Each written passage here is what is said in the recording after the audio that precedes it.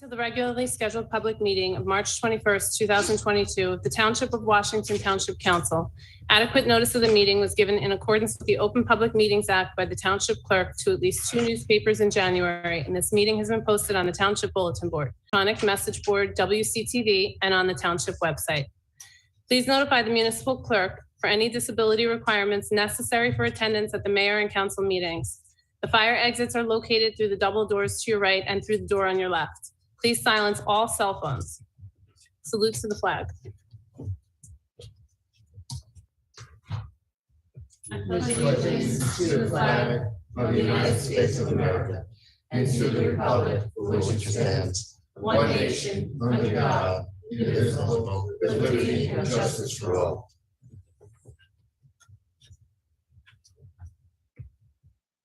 Roll call, Sue. Councilman Casio. Yes. Councilwoman Feeney. Here. Councilman Sears. Here. Councilwoman Velez. Here. Council President Morgan. Here. Let the record reflect also in attendance, Township Administrator Tovo, Township Attorney Poller, and Township Clerk Witkowski.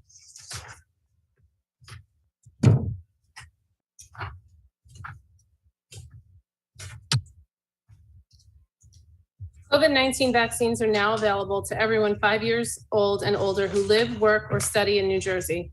We encourage Bergen County residents to visit www.bergencovidvaccine.com to schedule an appointment. For those requiring assistance with scheduling, please call 201-967-4070, Monday through Friday, 9 a.m. to 6 p.m. Tax Department. Enhancements to our online property tax payment portal have been implemented. New features include account enrollment, allowing each customer to create and manage an e-wallet profile, ability to save accounts, store payment methods, and schedule current and future payments. A link to an instructional video will be posted on the payment portal site and our website if you would like to learn more. Westwood Regional Preschool registration is now open. Please visit our website for registration information. The annual Washington Township Fire Department Easter egg hunt will take place on Saturday, April 9th at 10 a.m. at Memorial Field. Rain date is Saturday, April 16th. VFW Post 6192 will be hosting the 50th anniversary of the ending of the Vietnam War, honoring the men and women who fought in that war, on Tuesday, March 29th at 10 a.m. at the Bethany Community Center. All Vietnam veterans are welcome and will be honored with a commemorative pin. Aircraft noise. To file a complaint, please call the Teterboro Noise Abatement Hotline at 1-800-225-1071 or 201-288-8828. To file a complaint electronically, please visit our website for the link. The Mobile Motor Vehicle Commission Unit is coming to the township on Monday, May 9th. Residents must sign up to secure a spot at least 2 weeks before the event. Spots are limited. Please visit our website for all the information and link to the sign-up sheet. 2022 pet licensing reminder. All renewals must include a $25 late fee, which became effective as of March 1st. All non-renewals will be turned over to Animal Control on Monday, April 4th for possible issuance of summonses. A friendly reminder, the Township of Washington enforces an ordinance that requires immediate and proper disposal of solid pet deposit on any property, public or private, not owned or possessed by the pet owner or keeper. Please help keep our township clean. Lincoln Park cleanup will be April 2nd from 10 a.m. to 1 p.m. If weather conditions change, it will be the following Saturday. I just wanted to take a minute to talk about something that some residents have, some friends and neighbors have discussed with me, being that I am in the mental health field. There are no words to appropriately express the heartbreak and grief we all feel as a community, as a nation, as a result of the tragedy that our Ukrainian brothers and sisters are experiencing. I know I'm not alone when I listen to the news on the way into work, any chance I get throughout the day, and watch the news on TV at night and feel completely helpless. I find myself wondering what our children know or how they feel about what they can't help but hear. Do they understand? Are they afraid that it could happen to us? It's a tragic reality nearly impossible to explain to an innocent mind. They may have many questions.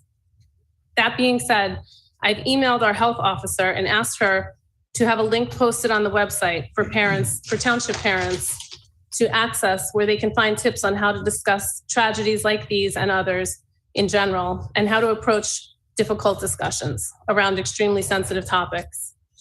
I think it's really important to talk to our kids and to each other, because there could be underlying anxiety, and you don't even realize it's happening until you're losing sleep at night and all you do is ruminate and listen to the news. So I just want to, offer some suggestions to please take care of yourself, your others, your neighbors, your children. And at this time, I respectfully ask you to join me in a moment of silence to honor the victims of this tragic war.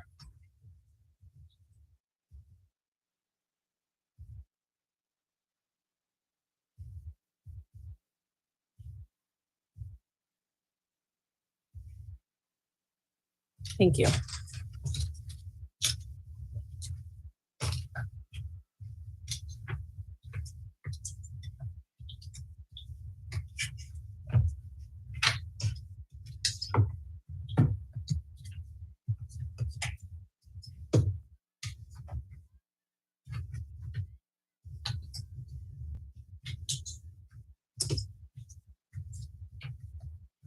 So we have a presentation for the DPW building.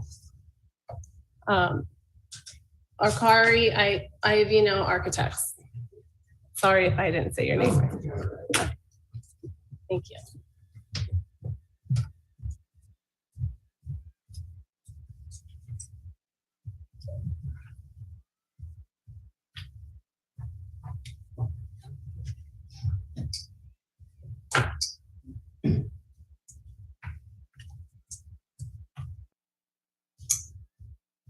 Is the position of the board okay for this one?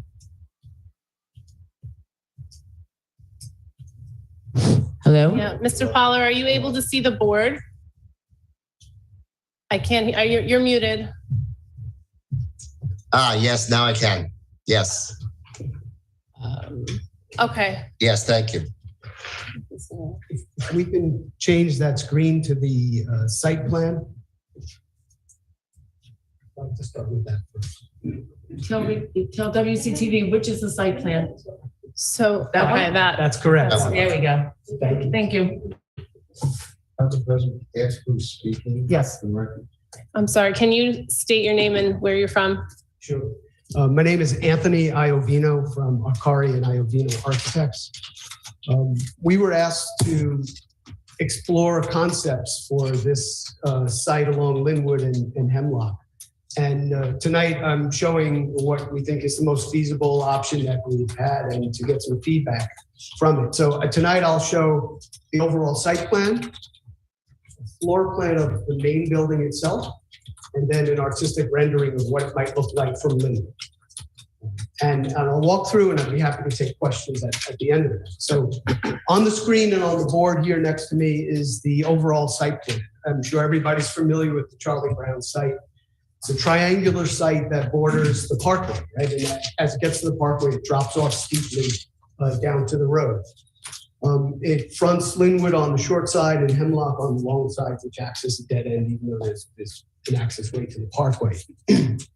Our intent was to use as much of the greenery that exists along Hemlock. We wanted the trees, as I know from some of the residents, they're very mature trees, and the skirt, if you will, the bottom of those trees are tall, so we might need to do more buffering around that. But the intent is to save as much greenery as possible.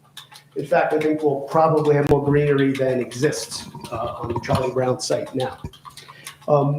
What we're doing in terms of access into the property is we're moving the driveway further east, if you will, to align with Highland Avenue as better traffic flow, so there's a direct access point.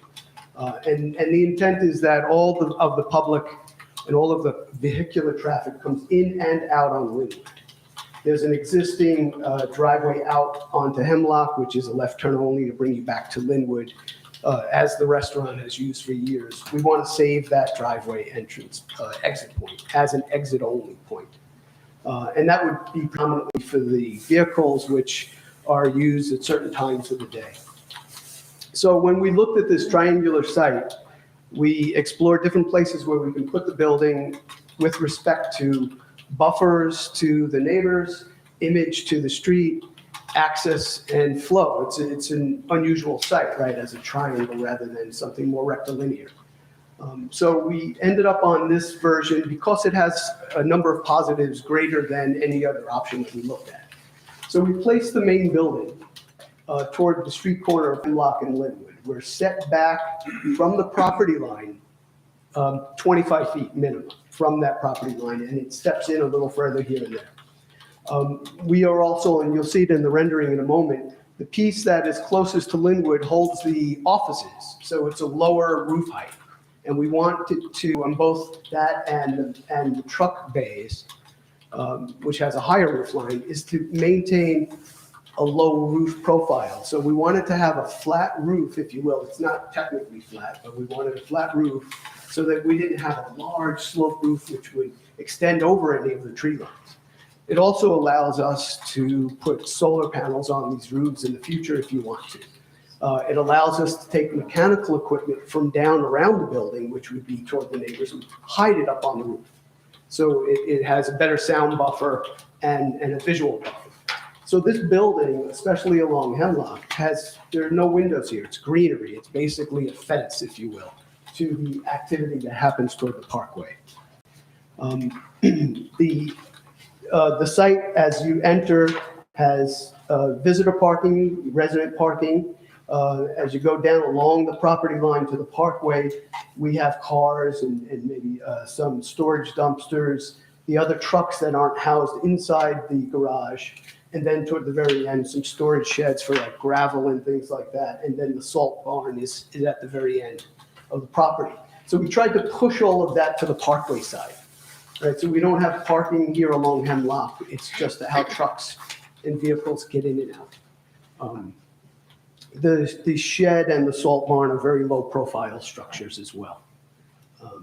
I'm going to now, and I can come back to these, but I'm going to flip to the floor plan of the building itself.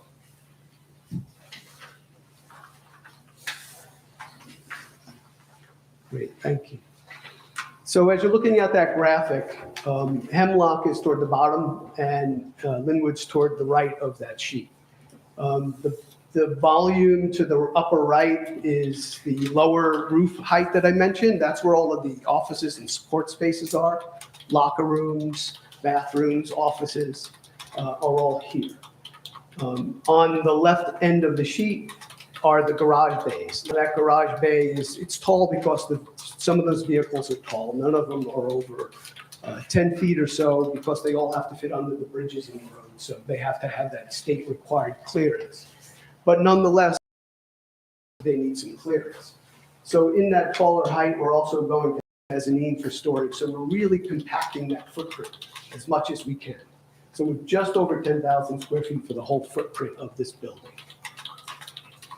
The next image I'd like to show is the artistic rendering of what the building would look like from Linwood.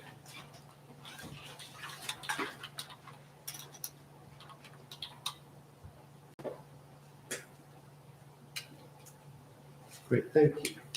So this view is at the new driveway point, right along Linwood, across Highland, and what you see is in the foreground is the lower scale office area that we tried to use residential elements, the sloped roofs, the little columns at the front, to just soften the image of it, to make it fit in better than even, the restaurant that's been there forever. And then behind that, and buffered by this lower profile, is the garage. And that garage, again, is a flat roof, has a parapet on it. It'll hide, again, all of the equipment that's up there. Will act as a buffer to both streets. So all of the activity is predominantly happening here in the foreground of this image, which is to the parkway side. And all of those trees that are along the parkway remain that are actually on the parkway's property. So this is, again, it's an initial concept. We still need feedback from the users, the DPW, the council themselves, the public, to make this as good as it can be. But I think we're at a good start point for this. We've tried to take into consideration a lot of elements we were asked to look at and things that we think as architects would be helpful for this project to fit into this property. So I'd be happy to take questions at this time. Okay, I do have a question. I'm looking at that, yeah, that one.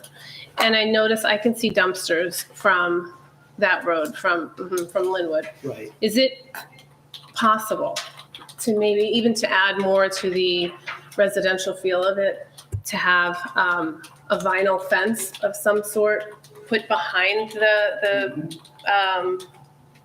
flowers and all the bushes and stuff? Just to screen off some of that? Absolutely. Like a vinyl fence you would see in a home, not like a vinyl fence that you'd like to see in a yard. Right, right. Yeah, and I understand and respect the idea of having some of the residential elements as a visual screen. Right. I will say that, again, that even the arrangement of where we put the dumpsters, the cars, any of that, we haven't really gone through with DPW to know that the flow is correct. Okay. But that's what, I'd rather have that up against that side for sure than over on Hemlock. But to your point, absolutely, I think we can soften any of this. Okay.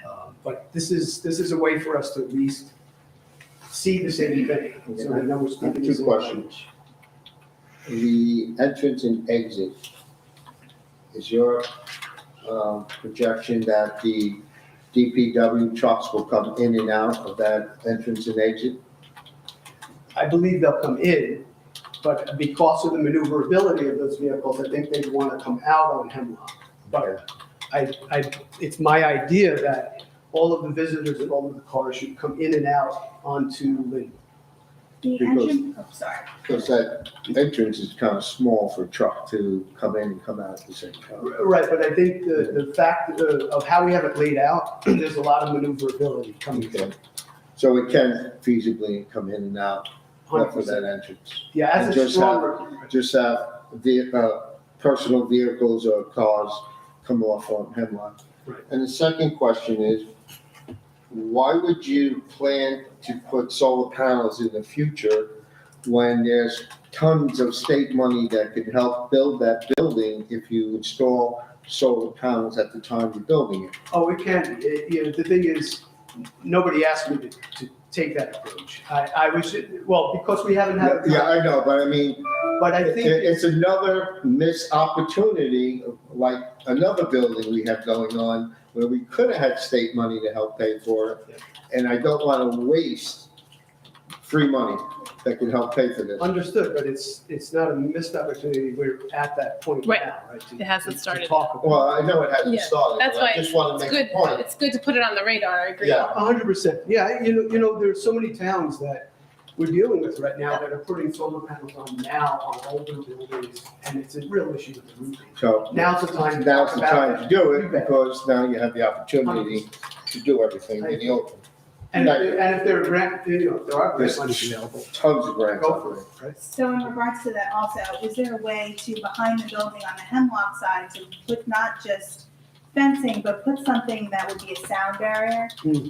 that we could put behind the trees so that the trees, that would be my recommendation, to put not as large as like on Route 17, Mhm. but something along the same mechanism to, at least from the edge behind the Yeah. salt shed all the way up to Ridgewood, I'm sorry, to Linwood, Mhm. to put a sound barrier in, and then would there be a gate on Hemlock to close off that, not during business hours? Yeah, There could be. We haven't planned it, but Well, I think you should, for security wise, you definitely Well, that want was that my- done. yeah, I think that's a good idea. and then also, Mike's not on. oh, okay. So I think the sound barrier, thank you, the sound barrier behind the trees is a must-have.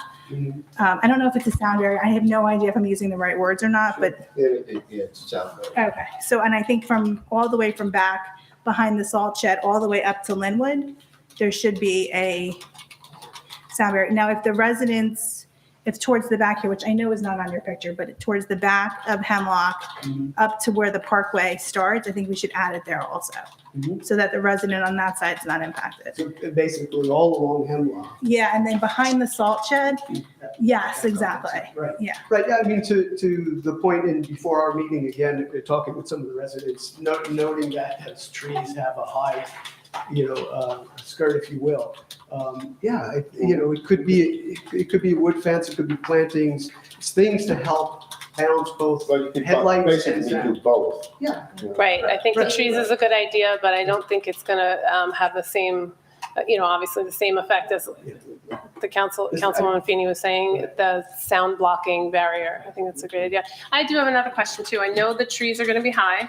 I think the sound barrier would help. If we didn't have that, would those houses that are facing on Hemlock, that are facing the DPW site, would they, say from their second story then, have a full sight of the roof and all of the stuff that's going to be up on top of there, making it kind of like an eyesore for them? I don't believe so. Okay. I don't believe so, but I still need to model that. Okay. Understanding the height of the trees now, and that will help us design how tall the parapet is that Okay. hides everything on the roof. Yeah, So we can control that. We can, I can model out what the height of the second floors would be across the way. I think that would be Yeah. big to keep in mind. That would be great. Because they did that in, Fairview has a new building. Right. Yeah, if you don't know if you've seen it. I have. Okay, it's actually, my family owns property down there, so I quite frequently, they did the same thing that like you're saying. They made something that on top that looks like fencing, and you can't see the HVAC units, and they have some solar,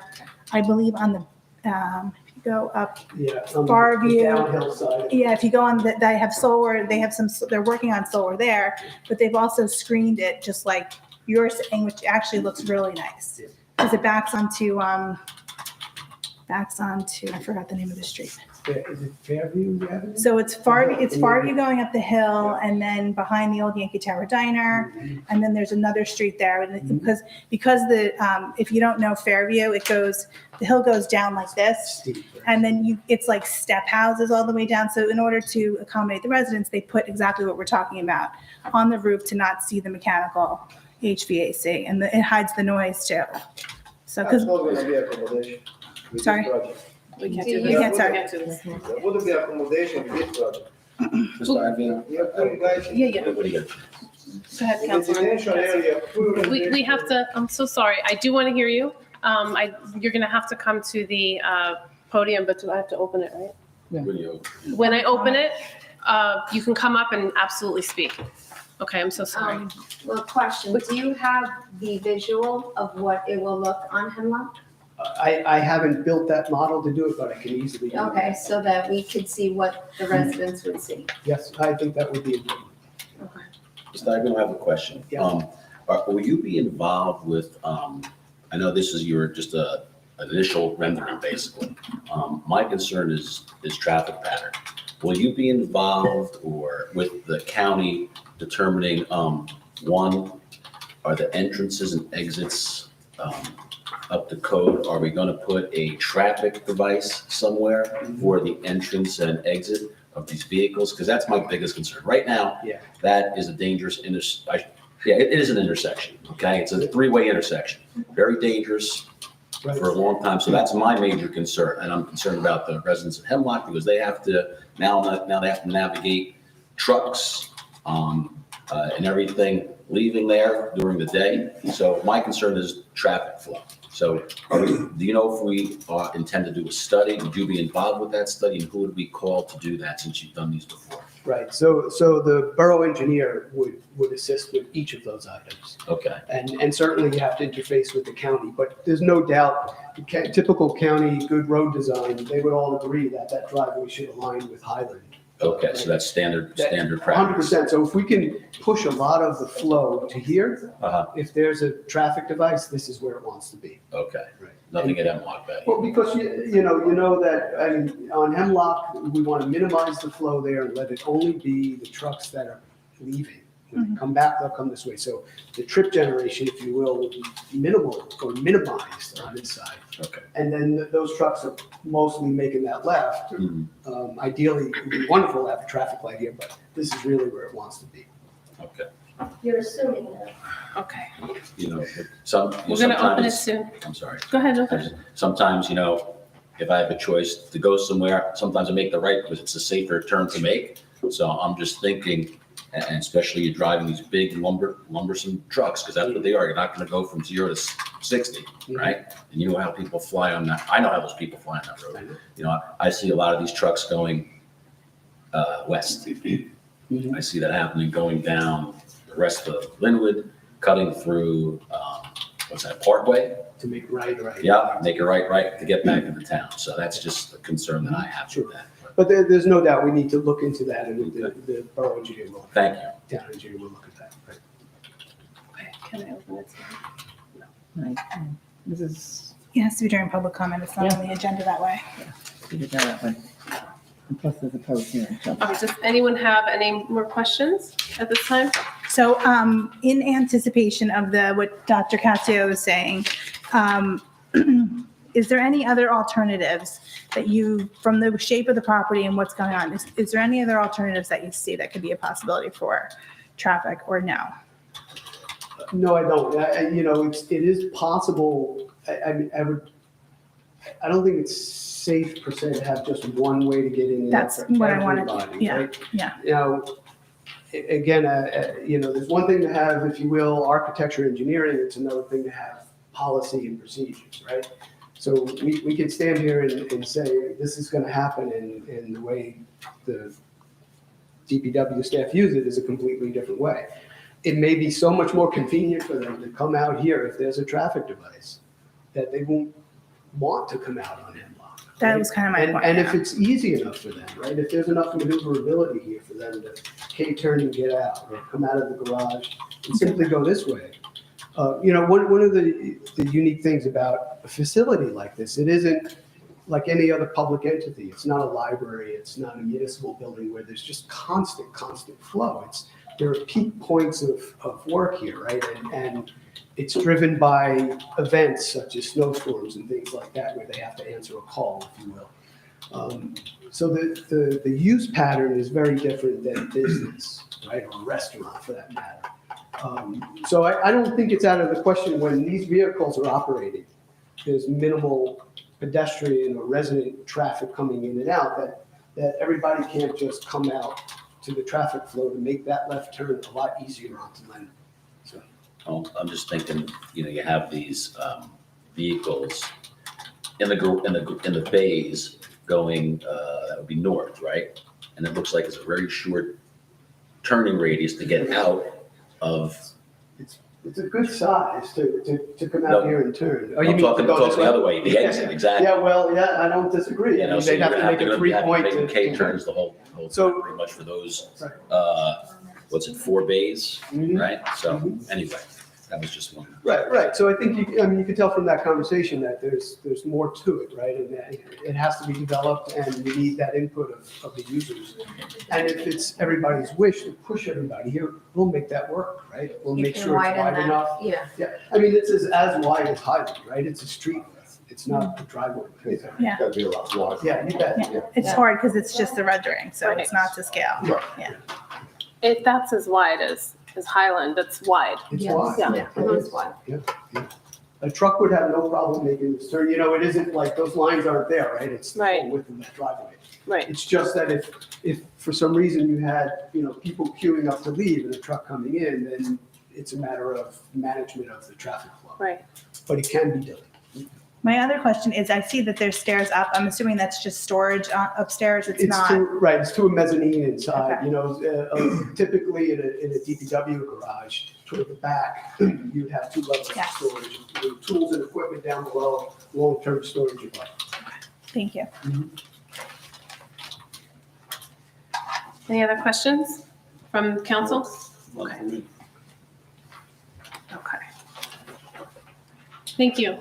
We're going to open it in a little while for the Okay. residents, so for now, we're okay. Okay. Thank you. Yeah. Okay, so we have approval of minutes. January 24th, 2022, public meeting and conference meeting. Can I have a motion? So moved. Can I have a second? Second. Sue, roll call. Councilman Cassio, Yes. Councilwoman Feeney, Yes. Councilman Sears, Yes. Councilwoman Velez, Yes. Council President Morgan. Yes. Okay, so the mayor is not here. Mr. Tovo, do you do the appointment or in his absence or? Actually, ma'am, this is an appointment of the council, not of the mayor. It says So if with you go to the resolution, that does reflect that. Typically, the mayor would just introduce him and then we would vote. Okay. So do you want to just do that? You want to just introduce him and we'll vote? Because it says with consent of council. No, but actually it is a council appointment. Yeah, there's a You can resolution read for the council appointment. resolution. Right. Okay. That's right. Okay. So appointment of alternate municipal public defender, council appointment resolution number 22-196. Appointment of alternate public defender Salvador Sclafani, Esquire, motion. So moved. I'll second. Sue, roll call. Councilman Cassio, Yes. Councilwoman Feeney, Yes. Councilwoman Morgan, Councilman Sears, Yes. Councilwoman Velez, Yes. Council President Morgan. Yes. Okay. General public comment, limit to 5 minutes. To participate in the general public comment portion of the meeting, please click on the link below to join the webinar. If by phone, *9 to raise hand, *6 to unmute. Each person wishing to address the council shall give his or her name and home address for the record, and we ask that only one person speak at a time with a 5-minute time limit. Speakers are to direct all questions to the council president. When the speaker is finished with questions or statements, the council will respond. All members of the public and council are expected to conduct themselves in a proper manner. Any derogatory, abusive, or threatening statements will not be permitted, and the council president will immediately rule such conduct out of order and terminate any further comments. And just as a reminder, there is no conversations from the seat. You must be at the podium. Okay, please click the link below to join. Okay. Can I have a motion to open the public comment? So moved. Second.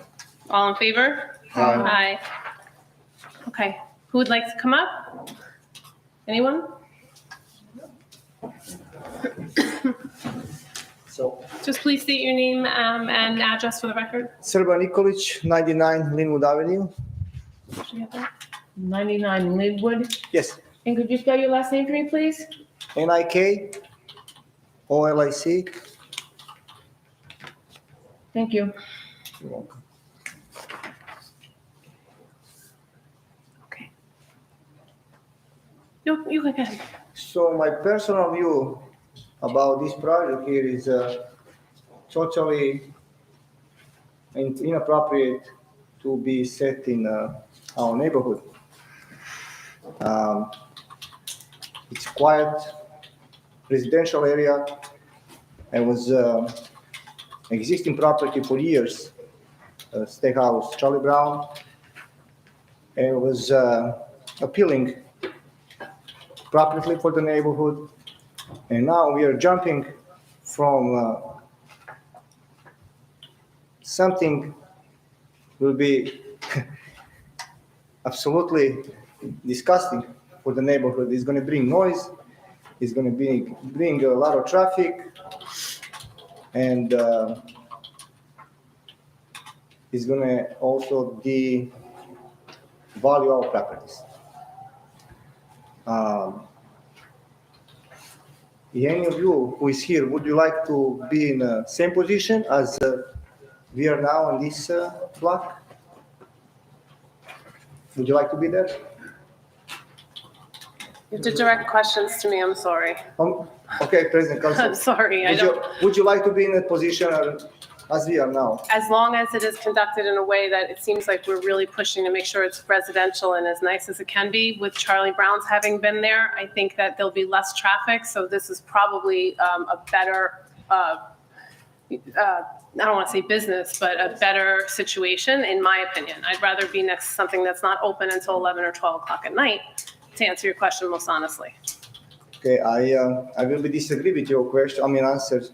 I'm not happy with your answer just because the reason it's one way to have a limousine or to have small vehicles and to have plows and trucks and all this heavy machinery in the block. That doesn't match at all. So I would say you wouldn't like to be in a position and to be in the area where we are now. I don't know, probably damage is done and we can say nothing and I don't know what's going to happen, but it's really ugly something what is being done from from this municipal.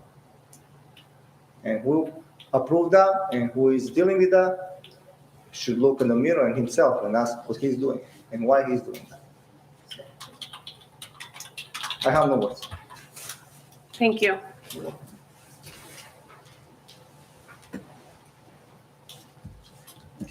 Rose Candeletti, 46 Hemlock Drive. First, I want to say, we've lived in this town for 25 years in this house. And I can't believe that in the last month, I've been into the town, talking to multiple departments, multiple people. I've spoken to Susan on the phone. I've made phone calls, and I've been lied to outright, okay? I asked if anything was going on.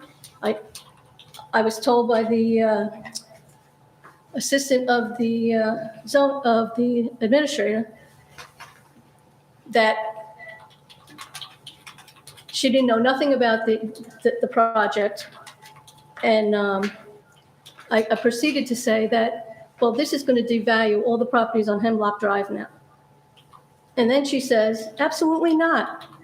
She says, I was to the site and there's a buffer zone on that there. There's bushes there. Oh my God. I could walk underneath those trees. Okay? The trunks of the trees are 5 feet high with nothing as a barrier. Okay? So she just lied outright. I don't care how you feel that she didn't lie, but she lied. Okay? Because she just told me she didn't know nothing about it. And everybody in the town is saying they didn't know nothing about it. And in the meantime, you're having drawings drawn up. So how could nobody know nothing about it? I don't understand how, if you were in our situation, I'm paying $21,000 in taxes on this property. It's outrageous. And now I'm going to have this across the street from me. Okay? We're just getting ready to retire. Okay? We want to enjoy our house with we bought the property for the peace and quiet. We bought on a dead-end street, so there's not traffic going through back and forth.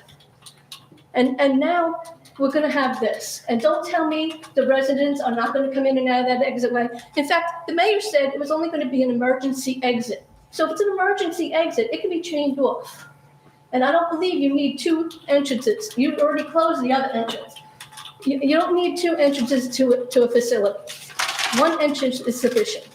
Okay, because you don't have an emergency or a secondary entrance on the new $7 million building you just put down on Washington Township.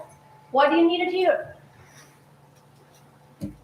I'm very upset over this for the fact that I was lied to and for the fact that not one person, even on this council, had the decency or the thought to send out a letter to 8 homeowners that live on this street, okay, to notify us that this was a thought, this was what I found this out within this last month. Well, the last month I found out was rumors. So I went to the town to find out and was told no. So we were led to believe by the town and by the sellers, because I called the sellers, that the Montessori school was going in here. Okay? Now, this is already getting voted on tonight to buy the land for the DPW. I just can't believe. It's outrageous. So my other concerns is, why was all this done behind closed doors? Why was this? What was all the secrecy about? And don't tell me it was because of the negotiations, because we didn't want to know about your negotiations. We wanted to know about the project. My first concern is traffic. Linwood Avenue is the most direct route off Route 17 to get to our town. The traffic gets backed up now past Charlie Brown's at commuting hours, okay? And Highland intersects, Ridgewood Ave intersects. When the restaurant was open, there were so many accidents in front of that place, all times of hours of the day and night. Maybe not all fatal, but there were accidents there all the time. And now this is just with trucks and all, there's going to be more. And now you're lining up Hemlock, the driveway with Highland. When they're both coming out, it's going to be crazy if there's not a light there. Excuse me, 1 minute left. Okay, second thing, so that was the traffic. And now we're never going to be able to get out of our dead-end street with the trucks and the people coming out, because it's a small street, 8 houses deep. You're going to be sitting there to get out of your own street. And it's tough to make a left or right now onto Linwood. The noise between the diesel truck, the machinery, the chippers, the kinds of beepers from the machinery going on and off. I mean, I think there should be a wall barrier, soundproof along there, and I think that exit should be closed. And, I mean, you say there's not gonna be garbage or anything, but recycling, the diesel smells, there's gonna be odors and all. I mean, and the buffer that they're saying is there now is not a buffer. Okay? The,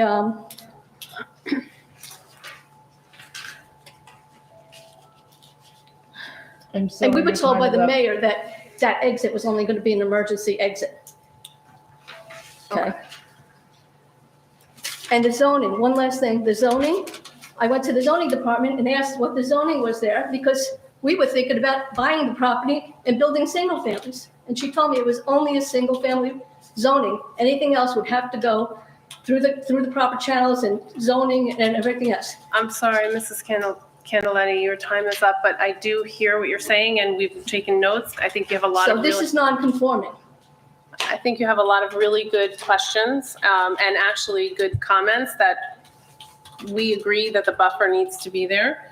I think that Council Vice President Feeney discussed the wall barrier. I think we're in agreement with that. Concerns over the traffic. Exit closed. Concerns over the traffic, Councilman Casio also has those. I think a light, there's definitely, this is the time to start brainstorming and bringing forward those suggestions. So they're super helpful and we are in agreement with that. So this is good. This is great stuff. I think the chain over the exit is something that should be visited. Yeah, no, I think it should the be chain to be closed. I think it locked should be closed, because if it's there, they're gonna use it. If it's an opening, they're gonna use it. You know it and I know it. Okay, yeah, we have to adhere to the 5-minute time limit, but I do just want to tell you that I'm writing down everything. I think you have a support here with a lot of your suggestions. Is there anyone else? And I'm sorry, did anyone else from the council want to discuss or comment? Mrs. Candeletti, I completely understand, again, there's no garbage because we don't currently store garbage. So that's not going to be a new function that we're going to be doing. I'm sorry, I can't hear you. Oh, no, At least she's still talking to each other. sorry. I'm sorry. Yeah, she's still talking to her, but you could stand there. She's just commenting on her. Go ahead. Keep going. I forgot what I was going to say. Garbage. Sorry. Garbage not The happening. garbage. Yes, I was saying the garbage.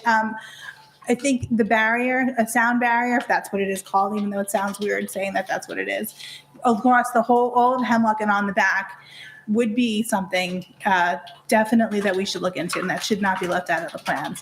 I think making sure that the HVAC is not interfering with your daily life is also really important, and it should be something that needs to be explored. I hope you'll come back when we have more presentation. Well, I hope I'll be notified.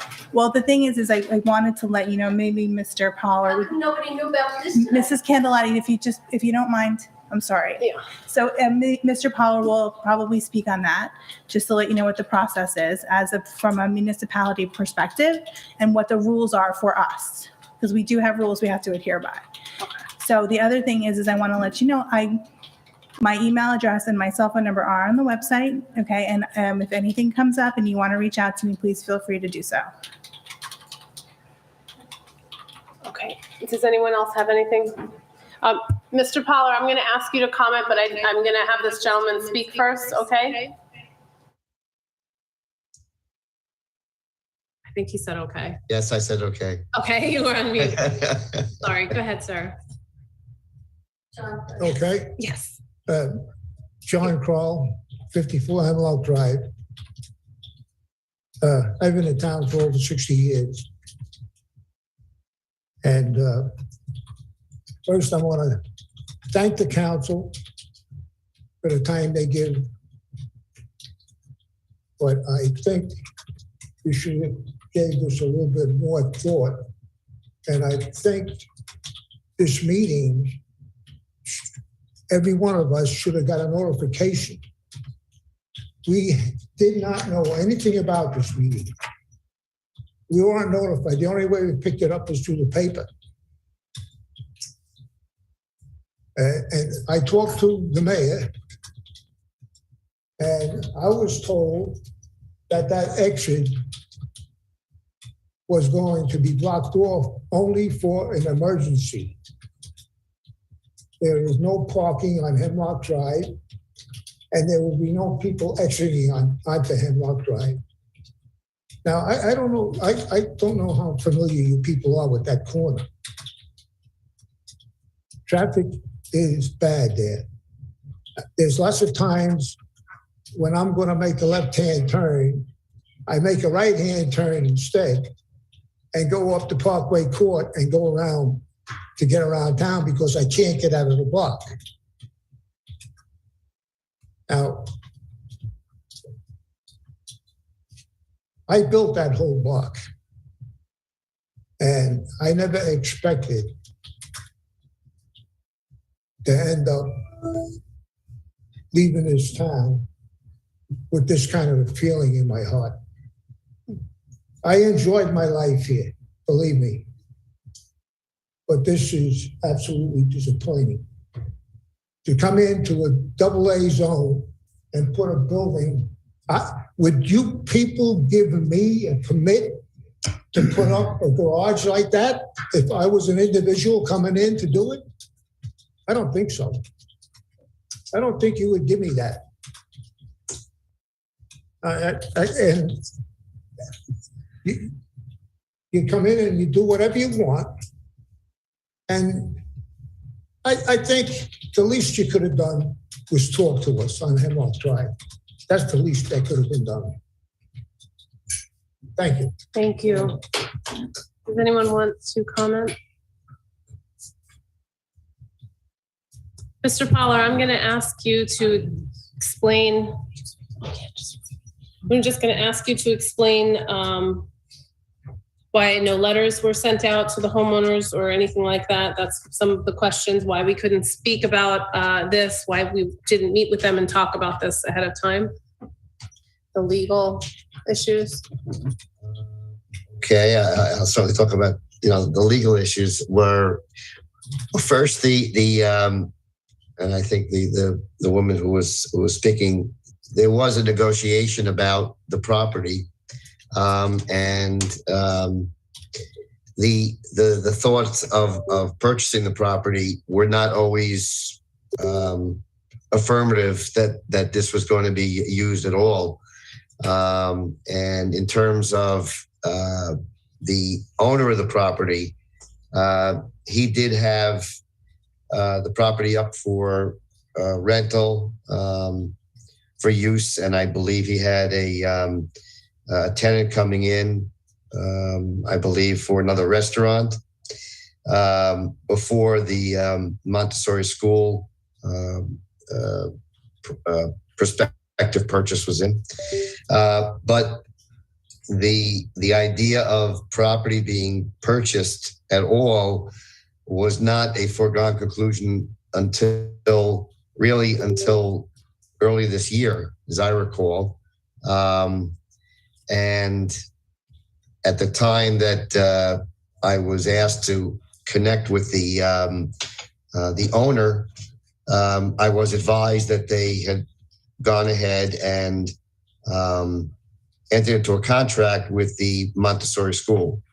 There was conversations with the owner several months earlier, but it was very preliminary and there was no commitment on anybody's side of purchasing the property, and the owner was kind of just doing his own thing. Things of this nature are generally always done in closed session, because we're talking about negotiations of property, acquisitions of property, things of that nature, at least as far as my involvement and the issue of the negotiations with the owner of the property. So that's kind of on that issue. On the issue of zoning, and we've been through this on a number of occasions, municipalities are not governed really by the same zoning restrictions as the general developers are. The zoning, municipalities can put uses in zones that were not zoned for it. They don't have to go before for variances and things of that nature, which some people bring that up is how come you're going to the zoning board to get a variance for the town. Municipalities are not bound by that. So those are the aspects that from a legal point of view. Okay, thank you. Mm-hmm. Doesn't answer why we want to notify. But it's needed. I just, Mrs. Kendall, I wanted to ask Mr. Call, how many houses into Hemlock Hills? 2 houses, okay. And you're 3 houses in? And it's double story, so I'm going to see right over that. Right, but you're 3 houses in, or you're 4? Wait a second. Okay, so you're 4, 3, okay. I'm just trying to picture the street, that's all. And so as far as you being notified, if I'm being completely honest, I thought you were notified. I'm being told that when we purchase a property, it's not at that time that you get the notification because we were just literally purchasing it, I believe, before we realized exactly what we were going to do with it. It was an option to have it, is what actually happened. But I would have preferred to have you notified, have the, courtesy to at least give you some heads up that this was coming and get your feedback. I think part of this, what makes me feel so bad and what makes you feel so bad too is you feel blindsided by it. And for that, I'm going to say that I feel terrible and I feel like we should have notified you once we knew or had an idea of what was going to go there. So Can you just ask? We can't speak from the floor. Devalue our property? I can't speak from the seat-in, from sitting. It's just, I can't do that. I'm so sorry. Do you think, in your opinion, is this going to devalue our property? I can't really Would it have you come devalue up like yours? this. Yeah. Mark, come up and ask the question. Someone else would have to. Right, someone else Give the has to question to yeah. him and then there's someone else. That would be Exactly. appropriate. That would be fine. Yeah. Just state your name again and your address. Unfortunately, this is just how it goes. I'm Mark Candeletti, 46 Hemlock. Right. And do you think question. it's going to devalue our property? And who will be able to sell? You want a personal opinion? Yeah. Yes. Yeah. And do you think we'll be able to sell it now? Now? You'll be able to sell, but not at the We'll value be it was able prior. we'll be able to dump it. That would be my opinion. And I disagree. You I disagree? think I do disagree because I'll tell you why. I think that you can't forecast. I can't tell you what would have been there. What was there, it being Charlie Brown's, it was a viable property. It was not well maintained. It had moments where it was an eyesore. There was grass growing up through the ground. Even when it was in operation, it looked like a shed. So I'm just going to say that I don't think that it running, and it was a bar at times, I think that having something that you can really control, if there's an issue with what you have, you're dealing with the town now, not a property owner. So you can really come to the town and say, I have an issue with them parking here. I have this, it's a little more, I think it's a little easier to regulate a town run facility rather than a private property. So I think that if I had to choose, if this was going to be done the right way, and this is going to be done the way that we have asked for it to be done, I just want to say that we're going to make sure while we're on this council, we're going to make sure that this is the prettiest it could possibly be, the least bit of an eyesore that it could possibly be as far as the DPW would go. So that being said, I think that knowing that this is a brand new building, it's going to be maintained beautifully, is much more appealing to me than a rundown restaurant. And that's just my opinion. So I disagree. I don't think that it would deter me to buy a house there because your block is still beautiful. And with all of the sound barrier and all of the aesthetics that we're putting into this, I don't think it's going to be a deterrent, but that I'm not a realtor. So. Okay, so tell me this, okay? If the property it's commercial, right? Basically. It's been commercial. No, it is commercial. It's more industrial. But it was when it was a restaurant. It wasn't a run out of a home. So what's the width of the buffer zone supposed to be? If I want to put my building there, my business there, what would be the buffer, the width of the buffer? What would it have to be with the town ordinance?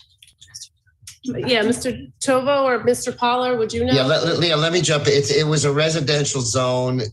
Charlie Brown's was a non-conforming use, which means that it was, you want to use the word grandfather, but it was a pre-existing non-conforming use as a restaurant. If somebody wanted to put a business there, if they wanted to sell it to a business that's a non-conforming use, they would have to go to the zoning board and get a variance. So there was no, as of right, to put up anything other than somebody going into that and use that property, as another restaurant, that kind of thing. As a matter of fact, the school was that was under contract. I believe I didn't see the contract, but based on my discussions, it was going to be contingent on them getting approval because the use for a school was not a permissible use in that zone either.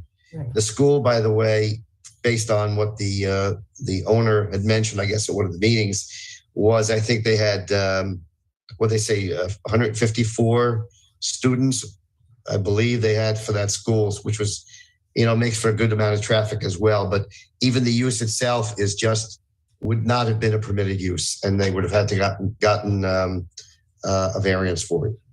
Okay, but can I ask you a question? If I was putting a business there, okay, You can ask. You can what ask, would right? be the Yeah. buffer zone between the houses? And Yeah. what would be that new buffer zone? Because right now it's 10 feet, right?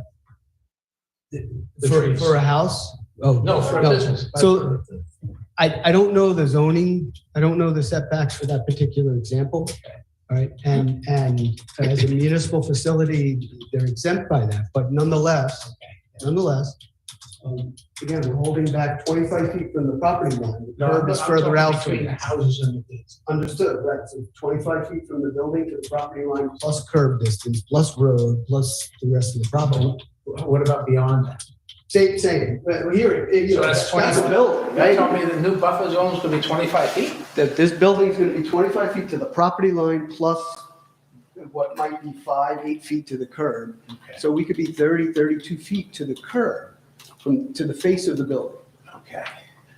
Right, and then, of course, as you go back, there's no building there, just the salt shed. Well, is I'm just the asking only other thing. what the buffer zone, the width of a buffer zone would be. What my initial answer was, I don't know Yeah. I don't know for the zoning example. that It you're is in asking. town ordinance, right? Mr. Tovo, is Yeah. that part of our town ordinance? It is. I don't recall off the top of my head what the buffering is in that zone. Well, So okay. we can check. We can find out for you, though. We can get it for It's in you. the code book online. Right. If you look on 360 code, you'll Sure, see it's on not there. more than 25 feet. Oh, so he can find it online. You'll be online. All setbacks and all those things are online in the code book. But you don't have. And Ms. Sheedy, your comment is accurate. I'm sorry? Yeah, no, it gets a little. He's correct. May I say something? Yes, of course. Go ahead. The facility in Fairview that Vice President Feeney mentioned, I work near that facility and I actually saw it coming up. I saw it built from the ground up. And I remember thinking, that is going to be a beautiful house, right? So when they finally put the sign up that it was a DPW, I was pleasantly surprised. And that's why I remember thinking and mentioning, we have to make sure that this facility leads people to believe that it is a home and you're confused as if it is a home or it's a facility. So I understand and it really got to me, Crow, was it? Crow? We don't want, you've been here 64 years and that's very respectful. And we don't want to put something there that is going to be an eyesore. So I do promise that I will do what I can, and I know I speak for everybody, to make sure that this fits the neighborhood. Because, we're blessed to have people in our town here for so long. So I will do what I can and I will speak on your behalf to make sure that this works, right? They say, there's a line, it's easy to criticize, hard to govern. So we will do our best to govern for everybody, including you. I know ideally a DPW facility there, you know, the average person would not want it either, but we will do our best to make it as friendly to the neighbors as we can. Well, thank you. So, I think the least we deserve is a good buffer. absolutely. And We that's all why agree on that. That's why I asked the architect. I'm sorry. That's why I asked if we could see the side. I want to see what you did. I agree. And I think that the sound barrier, honestly, I know it keeps using that word, but that has to happen. Has to happen. And also keep in mind with the height and with the HVAC mechanisms too, do we need to do something to extend up there also to not have minimal impact to noise pollution in the immediate area? I think that's vital to our residents' daily lives, 'cause especially also too, working from home. I work from home. When the garbage truck, I live in Northgate, and everybody knows that. When the garbage truck comes 3 times a week and I'm on my conference call, I understand what they're saying. So I think we have to, but I don't think that it's going to be constant traffic, because otherwise they wouldn't be out doing their job. So just keep that in mind also, that the exiting and the entering would not be constant every minute all day long of the day. Stacy, your Oh, I'm microphone's so on. sorry. It's okay. That's okay. The important people are hearing me, it's fine. So that's what I'm saying. I completely understand. I do think that our architect has definitely heard what we're saying. And I think keeping you informed is our best option to abide by us being elected by you. And that's my plan, and I know several other council members feel the same way. So, Mr. Call, absolutely, a buffer. Thank you. Okay, so as you know, this is a hybrid meeting, and we do have somebody who has their hand raised on the phone. I'll make a suggestion. Why don't we finish up here in person and then do it instead of going back and forth? If there's anyone who wants to speak, just a question. Oops, all right. Too late. Go ahead. Go ahead. I just want a question about the dog poop issue, because I'm sorry, can you state your name and address, please, for the record? yes, my name is Chen, Chin. Address is 272 Hickory. Okay. Okay. Question on the dog poop, because I understand that there was a lot of there's an increase in the dog poop that's been happening, from what I understand. Okay. And I have video of 2 instances of people having their dogs pooping in the front, and one time my kid stepped on it. So my question is, how do you catch these people? Because the second time it happened, I actually called the town. They told me to call the police. And I feel bad for bothering them, because it's such a petty thing. Hey, come over, there's dog poop. But they came over. They're very friendly, and then they said, we can't really do much unless we could watch a video, but we don't know who they are. So it's very difficult to catch people like that. You have to have them caught red-handed, call the police, make sure they're not too far away so they can get caught. And from what I understand, it's not really viable for people to do that. So what is the best way to, there's really no deterrent, because even though the town is saying this shouldn't be happening, how do people get deterred? You know what I mean? Because one, I understand Fort Lee has a system where supposedly they take the DNA of all the registered dogs, and randomly the dog poop they find, they'll test it, and then they'll find the person that has that DNA, the dog of that DNA. I don't know if that's even a viable thing to do in a town, or what is the solution going forward? Because it's happening more and more since the pandemic. I'm going to defer to Mr. Tovo on that one.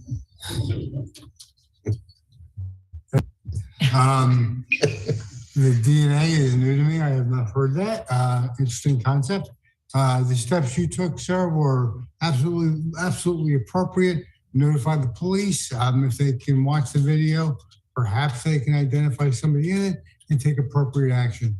If you'd like to send me the video, I will do the same. I will show it around, see if anybody in the video can be identified. Okay. Okay, understood. One more thing. It's a quick thing. So I had my my driveway extended, a few feet not too long ago, And one of the things that I found at the very end was that when you work with Boswell Engineering, which is, the town's engineer, they bill you for any question you ask. I emailed, them for basic questions. I would call for like 1 minute call. I didn't know I was getting billed for each time that happened until the very end when I had to close it out. At the very end, I have $30 for an email, $60 for a 10-minute call. I really believe that if residents are getting billed for emailing or contacting Boswell for anything when you're having an open job, but they're being billed, that they should be aware of that. I wasn't aware until the very end. If I knew that, I wouldn't have emailed 6 times. I wouldn't have called 4 times just to confirm something. Not knowing I would get billed at the end of that. And from what I understand, a lot of people have mentioned that or commented to the town about that, but no one, there's been no change on notifying residents that every time you ask or email, you will get billed from Boswell. Okay, Mr. Is Chen, that something that people? Yeah. I'm going to have Mr. Tovo respond to that. Okay. Thank you, Madam President. Yes, any concern with billing from Boswell, if you could please direct them to my attention. I'm in daily contact with them, and if there is a concern from a resident regarding billing, I work with Boswell to correct that. So my email is on the website. Feel free to reach out to me. Can I make a comment? And Mr. Cassio would like to make a comment. One comment, our former engineer did not do that. And if Boswell is doing that, let me make a suggestion. Call the administrator and the administrator, or email the administrator and have the administrator email the question to Boswell. So the resident does not get billed. I think Boswell makes a lot of money on the township, and for them to bill the resident already paying high taxes is extreme and unreasonable to me. Was that helpful, Mr. Chen? Yes, it is. And just one last comment. I think a lot of people that I spoke to, neighbors, they were aware that this was happening. They didn't want to say anything because just for repercussions. They didn't want to do a job later on. So, people were scared to say something, obviously, because, you don't want to do a job 2 years down the road and, you're on bad terms with them. You know what I mean? So that's why, people are afraid to say something. No, we appreciate you bringing it forward. And like Mr. Cassio said, if you could talk to whomever it is that's telling you that they're also having those issues, if you could share with them, just to send it to Mr. Tovo and let us take care of it from there. I'd also like Mr. Tovo to find out if it's part of our ordinance. Yes, any billing would have to be by ordinance. Right. Again, these matters do come up. We had one recently where it was between the engineer and actually a neighbor, not the applicant. So we had the engineer reimburse the applicant that money. Good. Okay. So we look at these things on a regular basis. Can we get a written response from Boswell about the billing, so we have something on record that we can refer back to them? Yes, we can. Excellent. Thank you. And thank you for bringing that up. We didn't, at least I didn't know. I don't think several of us up here didn't know that was happening. So thank you very much. Okay. Thank you. Have a good night. Right. Someone want to come up? Thank you. I'm so sorry. I think he was up first. And then, okay. Come on up. Thank you so much for having me. And my name is Bassem Benjamin. I'm in the country of Mr. Kral that he was living 64 years. I just moved 6 months ago to 50 Hemlock Drive. I was always dreaming of getting a nice home, a quiet home. And I was so lucky to find this nice home. And I was so happy, me and my wife, to get a nice quiet street with a dead end, with no noise, no problem. And thanks to my neighbors who really got to my attention or brought to my attention that there is a project here was done. I didn't know about it, although I was expecting that we are like 5 homes or 4 homes in the street. So it would have been easy for the town to inform us. President, I disagree with you in one point that you said that it's easy to complain to the town about what they did or if they have a problem, because I feel like if it's a restaurant and I go to complain to the town, the restaurant owner will be a little bit worried about what action can be taken against him. But if I complain to the town, I don't think I'm complaining to the person about himself. That's my opinion. And one other thing, that exit I would be the most person who would say, please block it completely. Because this exit, any car is coming out from this exit. If it's at night, it flashes lights all over the windows which I have in my my home. So any car, if I just open the curtains, I'm just exposed that they can see everything inside. That's number one. Number two, it's going to be very noisy for us to have all the cars coming this way. I feel like also it's not like, say if I was looking for a nice, quiet neighborhood where I can have a bike, ride a bike, enjoy it, or do something in this street, and suddenly I find that it's so, like, it's completely changed like that within 6 months where I started here. One last thing I would also ask, if this is going to be built already, and you will be putting something like a screen or something to block all this, and I respect that. And we agreed also that it might affect our values. Will you as a town help us also in this regards? Like if I'm coming here and I was so happy, and when they told me the taxes are that much, I didn't complain because I know that I'm having something for a value. But let's say if I feel like the value is going down, will I be still, or who I can talk to about being also charged for that much taxes? This is something for the town. So I need also like an answer if you can help us with that. So that's my main concerns. I'm concerned really about the privacy, about feeling like the privacy in my home, about the quietness. Cars, small cars, and we agree all together, like when the garbage truck comes to the street, it's really noisy. I don't know how many trucks will be coming here, how many other cars will be coming in and out.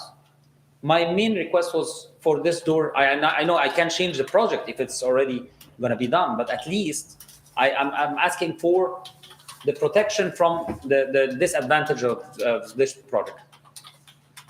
Thank you. Thank you. And just to comment on some of that the project hasn't been started yet. So this is definitely, we're at the granular level, I'd say, like where we're really just brainstorming ideas and ways to make it the least offensive as possible. So, you know, there's nothing set in stone that says a driveway can't be blocked or not used or et cetera. So all the feedback we're going to take back, and, you know, like Councilwoman Velez eloquently put it, we are truly going to be speaking on your behalf, on the residents who live there, on your behalf, to make sure that this going through, we're going to do our very best to represent you, make sure it's something that, you know, it has the least amount of offense to the homeowners. That makes sense. Is there anyone else that wants to? So, and there's also, you know, accommodations that, you know, if the project moves forward, there's accommodations we can make with the DPW. So because they don't normally operate at night, and the only time they would be operating at night would be plowing, or if there was an emergency, they could exit the other direction on Linwood, not to impact on Hemlock. Because if you're, which I was looking to see where your house was, I was looking at Google Maps to see where your house was according to the existing driveway. And I understand what you're saying. So accommodations like that, talking to the superintendent and the directors and the DPW staff, I know that they're very easy to work with and accommodating, especially to our residents. Those accommodations can be put in place. So there is options that we have if the project moves forward, just so you know. You talk about the value of your homes, right? And everyone's concerned about it because a lot of people, that's your nest egg, right? When you retire, you want to cash out, go someone cheaper, and put a little money in the bank. So I get that. You know, you talk about your taxes that you're paying. You can always go down to the county and have your assessment reevaluated. So I would suggest that you do that. If you can save a couple dollars on your taxes, it's always a wise idea. So eventually, if this does get built, that might affect that, and I would do it at that point. Will the town help me like in that? Like, will the town support me in that? That's something you, I believe, Mr. Pollak can back me up. I think it's something that you do on your own, if I'm not mistaken. I'm so sorry, we can't speak from the seat, but, It's a valid question. yeah, that- but it is valid. If, Mr. Yeah. Pollak, if you could chime in even though, Yeah, let me chime in on that. Assessors, they do make adjustments on taxes based on factors like traffics on roads and being, close to a facility, they could make an adjustment. So if the facility is built and you get your tax bill and you think it's high, you immediately call up the assessor and you go see him and you go over with him, if he had made an adjustment and how much the adjustment was and so forth, and see if you're satisfied. If you're not, then what Dr. Cassio says is correct.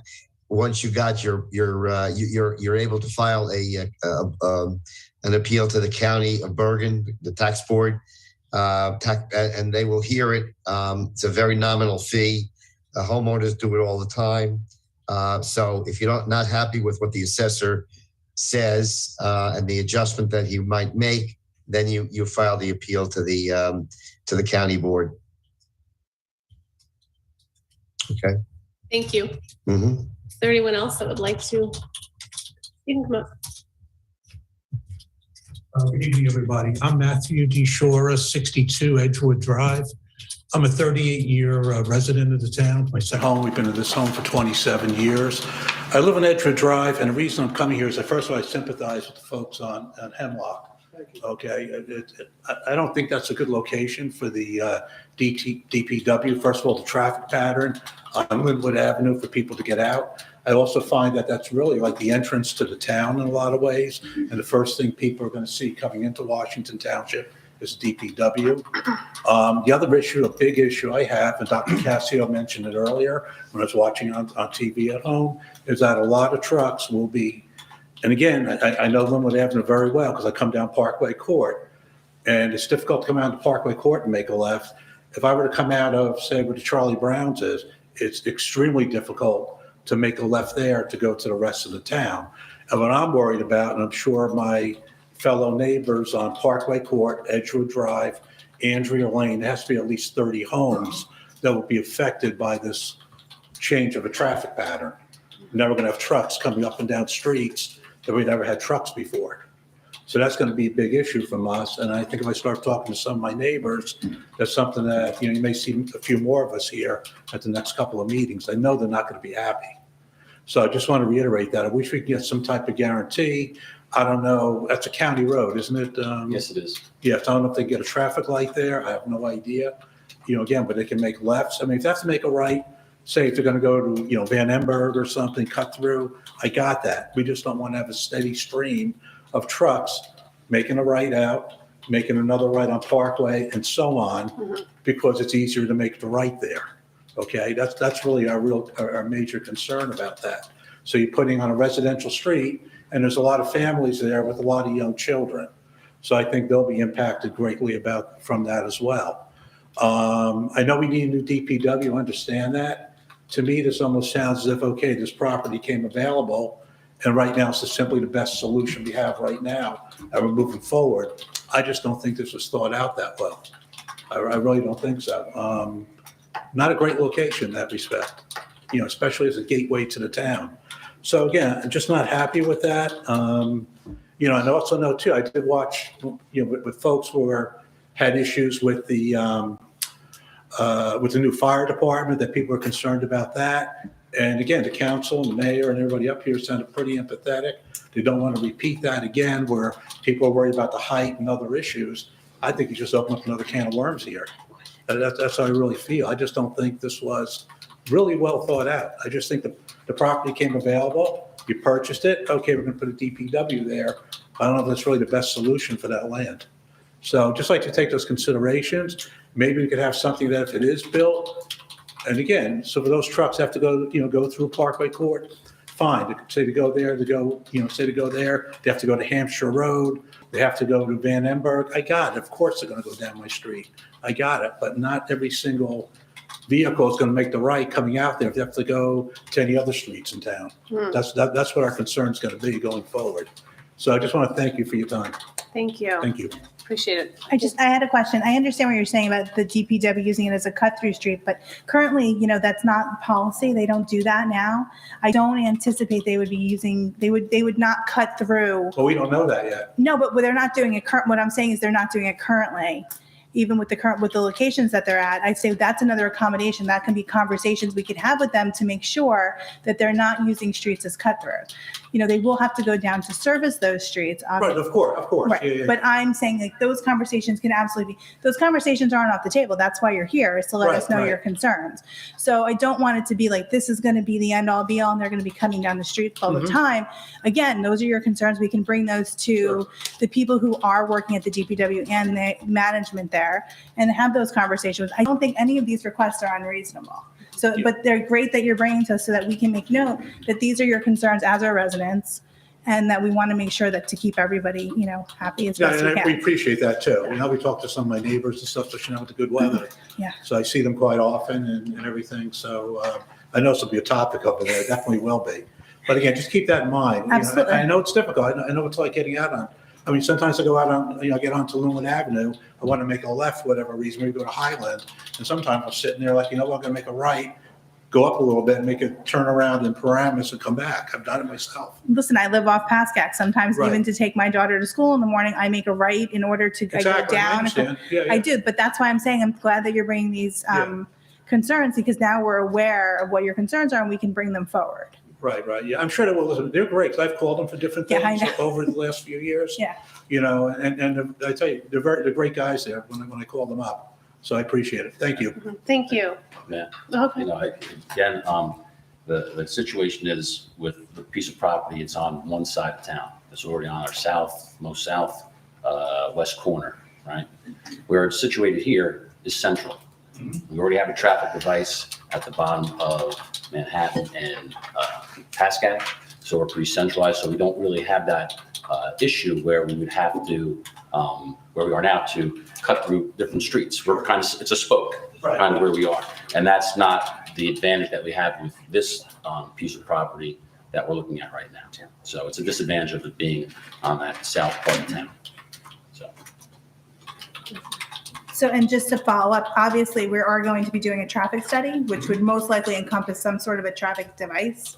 And, keep that in mind that will happen. And as Councilwoman, I will make sure that, Mr. Tova, I know that we've talked about that and that's in our plan, correct? That certainly is. Thank you.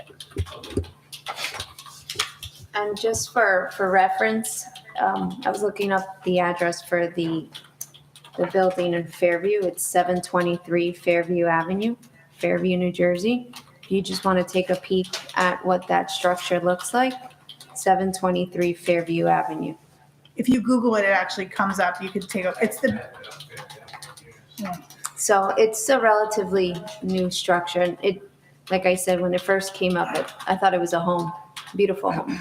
Something you would probably see down the shore, new build. So. We're not Fairview. Well, no, but the thought process behind To building make it this was what is the word I'm looking for? where the DPW is in Fairview, it is purely residential till you get to the bottom of the hill where Tunley Avenue is.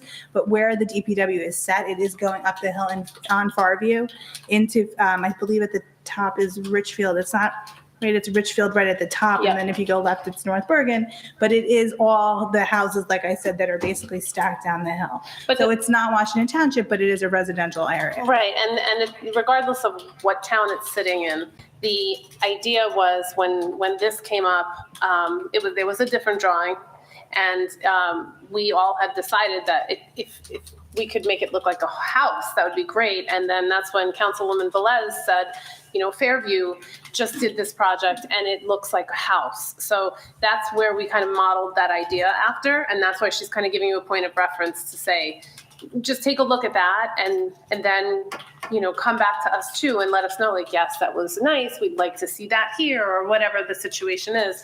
That's kind of where the influence came from. So that's what that was about, not comparing Washington Township to Fairview. I grew up in Cliffside Park. I get it. It's not Washington Township. So I get that. All right, I know, yes, but you're gonna break the rules. The building, I already broke it. The building is, I'm sorry. Sorry, I'm so sorry. The building is not a problem. Right, I can't, just, yeah, stand up at the podium for me, please. Yes. Just stand up. Sorry, yeah. The building is not a problem. We don't have nothing against the building. If you have an office building over there or whatever, Right. But the business itself is a problem because operating with heavy machinery, and that's causing the problem to me. Right, state your name again for us, please. Serba Nikolic.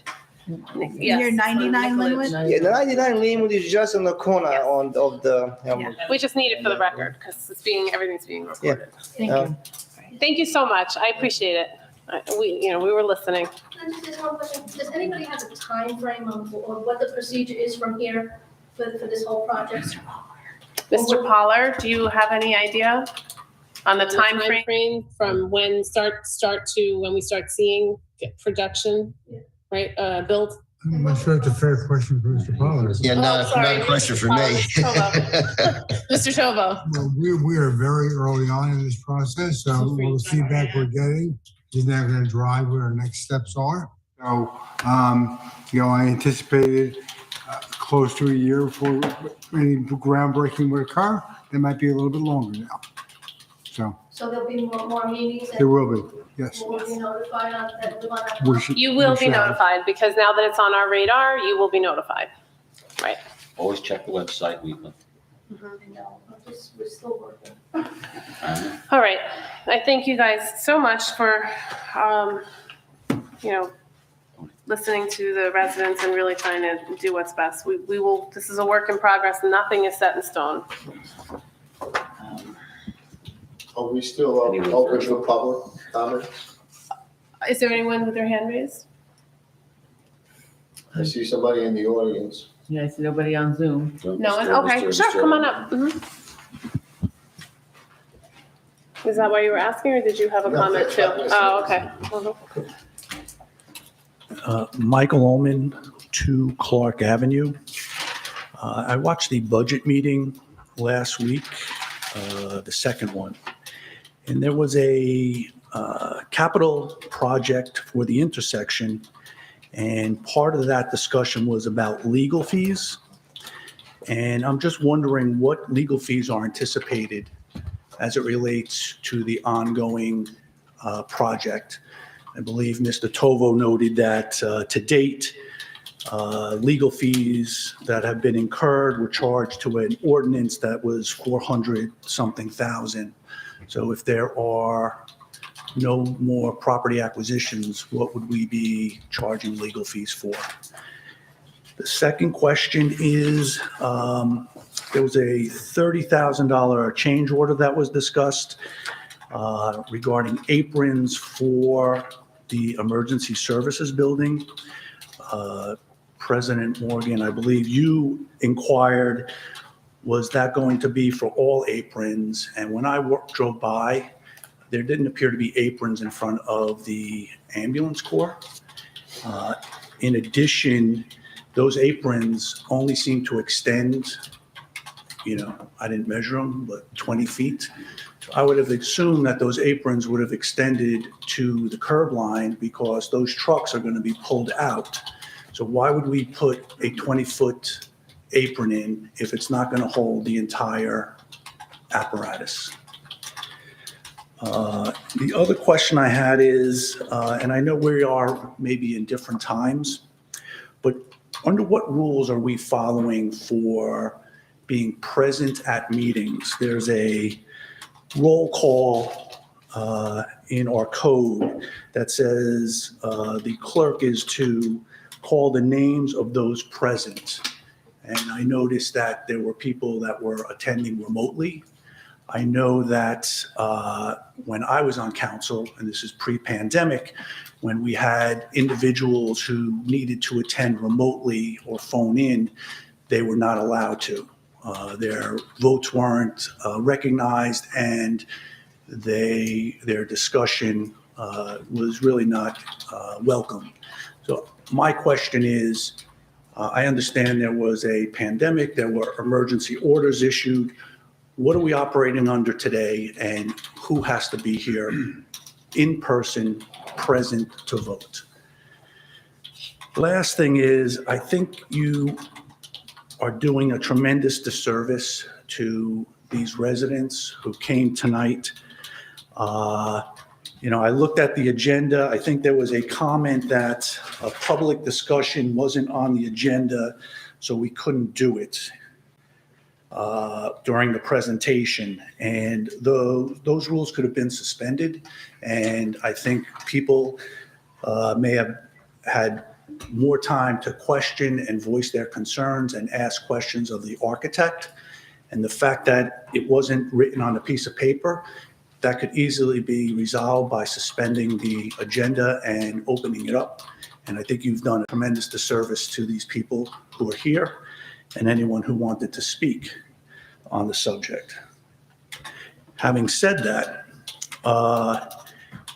have you been provided with an inventory of vehicles for the site? And does this design incorporate all of those vehicles? Yes to both of those. Okay. And in terms of the use, have you been provided a study of the uses that would be contemplated for that location? A study, no. I've had a discussion with DPW staff about it, though. And when did those discussions take place? A couple of months ago. I don't have the exact dates. Okay. This year. This year? Okay. Can you show the floor plan?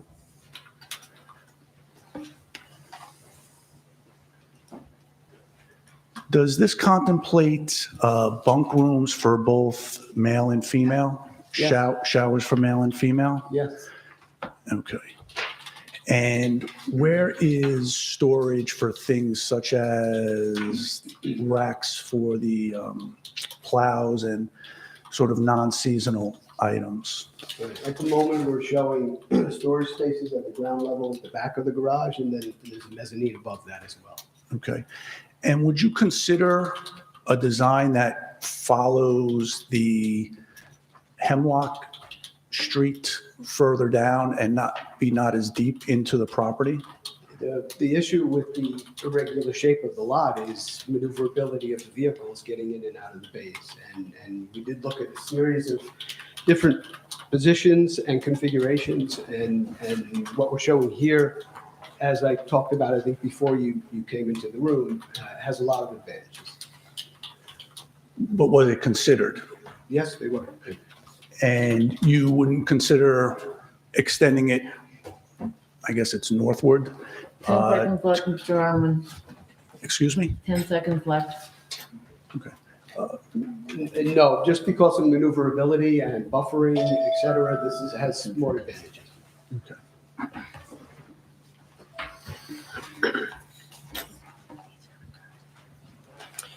Thank you for your comments. As far as the intersection, the legal fees, Mr. Tovo, do you want to speak to that? Yeah, again, my response is the same as it was last week during the meeting. The lion's share of that money will be for police overtime. There is some anticipation or thought there might be additional legal fees or engineering fees based on past history. Whenever we thought we were done with those issues, another issue would follow. I can also answer the second. Thank you. Regarding the cement aprons, that change order does include cement aprons for all the fire apparatus and the ambulance core vehicles as well. The current length of the apron is not complete as of yet. There's still more drainage and groundwater work that's got to be done there. So that will be extended all the way to the curb line on the fire side. And as you, I'm sure noted, it has not even begun on the ambulance core side. But yes, that change order does include cement aprons for both. Okay. And then with regard to the $30,000, I'm sorry, you said that already. The hybrid voting, I will reply to that. We are still in pandemic mode. The pandemic changed everything. And we are lucky enough to be in a town and have the people who run WCTV and help us out they are technologically savvy, as are we up here. And that being said, it is my job as president to make sure that I run a safe meeting. So there are people at home people on the council, on the dais who, for whatever reason, personally, they didn't feel comfortable coming back in person. So they're able to do it from home. There are people who want to be here, residents who want to have their voice and have their time. They're able to do that from home. So why wouldn't our council be allotted that same opportunity? We are residents, we are human beings, we are in the pandemic. If we can have a voice at home and be just as engaged, I don't see why you would ask that we wouldn't. That's number one. As far as a tremendous disservice, I don't think that anyone here feels that I was a disservice to them. The floor was open to speak with the architect. They did ask questions. So I think it's a little inflammatory, your comments, and I'm not so sure that they were, said with the benefit of the residents, so that's unfortunate. But as far as this floor is still open, and I'm going to ask you to stop speaking from the floor, please. As the president, I'm going to ask you to stop. If you want to speak, you will come up to the podium and state your name again, just as you had respect when you were up here. Thank you. That being said, if anyone else has questions for the architect that you didn't feel were answered, by all means, ask. The floor is open. We didn't close anything. Are there questions for the architect? Are there going to be other drawings at the next meeting that we can see? Come up and speak, please, just so we can keep just so everyone's clear. We do have to keep form, so this is part of the form. Go ahead. Just please state your name again and. Rose Candeletti, 46 Hemlock Drive. Thank you. They were asking about the Hemlock view. Will we have access to that view? Was that Yes. done? That's available? Yes. Okay, thank you. Can I Thank add you. to that, please? Absolutely. I'm not sure those drawings will be available for the next meeting. I'd like to incorporate as many comments as we can into a revision before we bring it back to you. So, Okay. Mr. Chobo, with that being said, if it's not going to be the next meeting, if you could let us know at the next meeting when you'll have the next set of drawings, just so we're aware. Would that be okay? Anthony, is that fair to you? Yes, it is. Then yes. Okay, thank you. Just so it doesn't have to be the following, just next. Understood. Next, whenever you think the next will be. What's your name and address? Srba Nikolic again, Address. 99 Linwood Avenue. So you mentioned actually you don't have in place the wall or whatever sound barrier you do. What material will you put for the sound barrier? What are you going to build? How tall? Yeah, I don't know just yet. So, keep in mind too, right? I mean, this is, as much as you're all seeing it and everybody out there is seeing it for the first time, it's pretty much they're seeing it for this first time too. This is literally first step, right? So I have 2 pages of notes from especially all of your comments. Absolutely valid comments, absolutely valid comments. That just tells me what to do, okay? So when I say my next meeting here, not your next meeting, I fully intend to have the renderings. I want to have like the cross-section drawing showing the example of what do you see from the second floor. So there's work for us to do, right? So there's more information to come. Okay. Thank you. Yes. There's some more there. Just your name again, sir, and your address. On that exit, after Hemlock Drive, is We there got any reason why that exit has to stay there? John, from everything I heard here tonight, I have that same question. Okay, so I want to look into that more and to see if I can prove that the trucks can maneuver how they need to get out onto Linwood at a traffic light. I think that would satisfy everybody, right? So I really want to look at that. Well, according to the mayor, he told me that was not going to be used for anything but emergency. Right, and if that's the case, I mean, that's more for me to really look at it and see if we can make that work. I think we can. But I before I want to say that definitively, I really have to look at it. But I lean that way. Is there any reason why that can't be closed off altogether? No, not necessarily. It's just, it's as long as we're not causing a situation where we're Like, I think there's enough width at the entrance on Linwood that, say a car breaks down, it doesn't block off the entire driveway, right? The only way in and out. So we want to make sure that we don't cause a clog, if you will. But I think we have the width and maneuverability to probably do what we're talking about. Ms. Morgan, can I add to that? Yes. So just so you're aware, many different options were considered regarding that exit. Closing it, using it only for emergencies, and not having it at all. So everything you're bringing up are all very valid points that very much have an effect on what direction we go. For our initial rendering, we felt it was very important to show it on there because it is an option, but it may not be one going forward. Are there any further questions? Sorry, somebody can 99. Get it all out. Things coming up. Thoughts coming up, whatever. Let's say you open the gate on Helmut Drive and you have frequent trucks coming and leaving.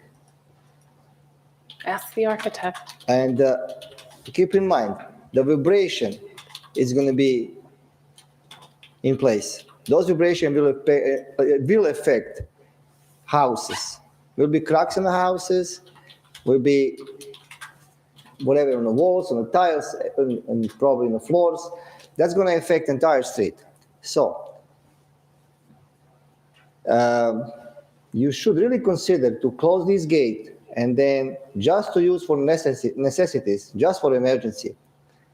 And that's all. That would be safe for our houses, and at least will be save us from all this trouble that we're getting already with this project. That's what they were all talking about, right? Correct. Okay.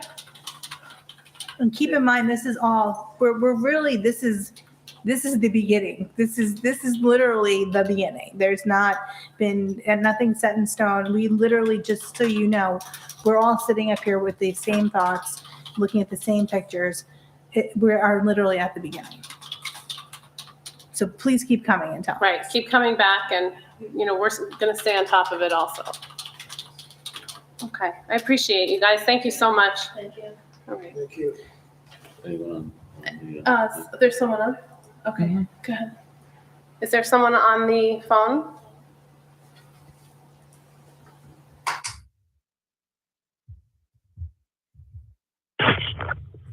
Hello? Hello? Yes, good evening. What is that? I'm sorry, say that again? Good evening. My name is Tommy Snee. I live at 772 Cotts Peak Avenue in Washington Township. I'm sorry, 772? Cotts Peak. Thank you. I'm sorry, I joined late. Are you taking questions on everything, or is it just the Charlie Brown's property? Oh, no, you can speak on anything. Okay, very good. Thank you. Good evening. I appreciate the opportunity to speak. Over the last several years, I believe we've seen a pretty significant turnover in ownership of properties, where I think we now have a lot of young families with young children that are moving into town. And I say that because we've seen, at least this spring, I would consider a pretty large expansion in our baseball and softball programs. And we have a very active lacrosse and football program, as well as basketball, just to name a few. I think we've also got to be concerned with 2 new developments coming up on Van Emberg, where you're going to have potentially 70 homes and probably 40 apartments. The good news is we're not going to have a lot of young kids moving here from Hoboken. The bad news is we're going to have a lot more young families moving, probably with some more kids. So I think it would be, I guess my question tonight to the council, and if you folks aren't the right group to speak to, please advise as to who I should be. I think it'd be great if we start to take a serious look at how do we expand the current rec facility assets that we have within town. I guess probably one of the first questions is, would it be possible to convert the swim club to kind of more of a multi-purpose field facility, something similar to Dpw over in Oradell, where they have a variety of different fields. They have AstroTurf. We found that out the hard way last summer when my daughter's softball team played over there. It was the first time that all those children had ever played on an AstroTurf field, and it brought a whole different level of complexity to the game. In addition to not only beating the team, they had to figure out how to manage a quick hop to short or first base off of the turf. So I think that would be kind of an awesome opportunity for our kids to play on their home field in a facility like that. So I guess the question is, how do we figure out how to take something like the swim club and convert it to a series of assets that we could use for a variety of different sports, whether it be softball, baseball, lacrosse, football, soccer. I would like to think that we'd be able to get at least 2 or 3 different fields or a combination of fields in that property. I guess the other part is, how do we revive the conversation to put a turf field and put in proper drainage in ideally Memorial Field? And then how do we go in and identify a solution to put proper drainage in places like Sherry? Because right now we've got all these kids that are dying to go out and play softball and baseball, and we're at the mercy of a rainstorm here or there. I'm not blaming anybody, but I think we've kind of got an interesting problem. I think the good news is there's a lot of families with young kids that want to move to Township. But the bad news is there's a lot of families that have moved to Township with little kids.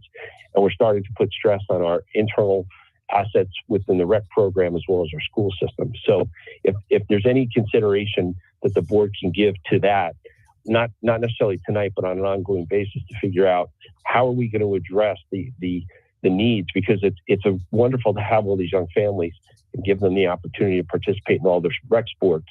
But over time, if we don't have enough of assets for these kids to play on, it's going to start to either they'll drive them off, these kids will go off and start playing in private clubs, or they'll just stop playing, and that would be absolutely awful. So as someone with 2 young kids who play sports year round, right now we're balancing schedules of softball and lacrosse, which is pretty exciting.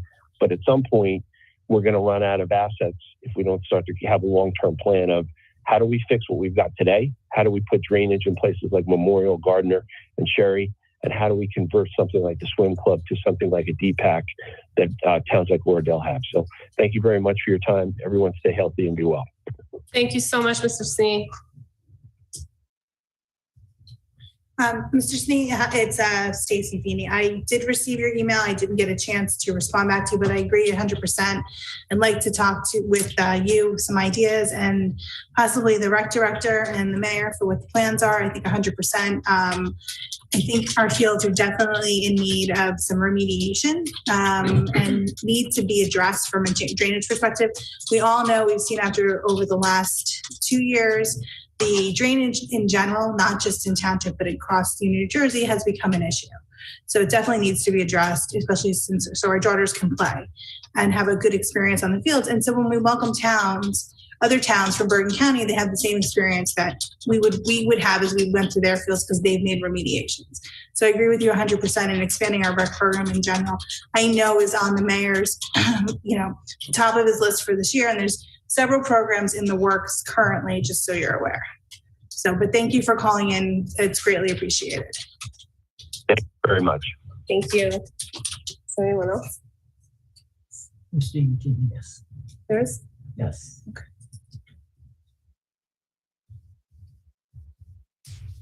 Hi, are you there? Mr. Hello, can you hear me? Yes, can you just state your name and address, please? Yes, hi. Anthony Zena, 876 Wrigley Boulevard East. I was just wondering if there's any update on 450 Pascack. Thank you. Have a good night, everyone. Hang on, don't hang up yet. I'm here. Just for conversation. Go ahead. Is there any news on 450 Pascack? As of right now, there are no updates. Mr. Thank you. Who is Mr. Poller was trying to say something? No. No. Okay. Mr. Udina, do you have any other? You have 5 minutes. So is there anything else you wanted to ask? Not really. Think of something. All right. I'm a man of few words. So thank you. Thanks for the update. Thanks. All right. Thank you. Is there anyone else? Motion closed. Yes. Okay, motion to close public. So moved. Okay. All in favor? Aye. Hi.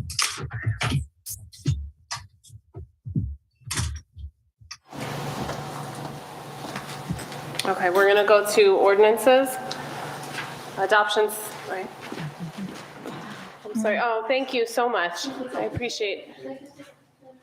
Oh, I was wondering, Mr. Tovo and Sue, could you please send the plans to put up on the page, a link to them on our regular page outside of the meeting minutes? Would that be possible? I'm sorry, a separate page or on the website? On the website, a But link. a separate page on the website. Yeah, link. A link, Say a yeah. link. Would that be okay? Yes. Thank you. Great idea. Thank you so much for.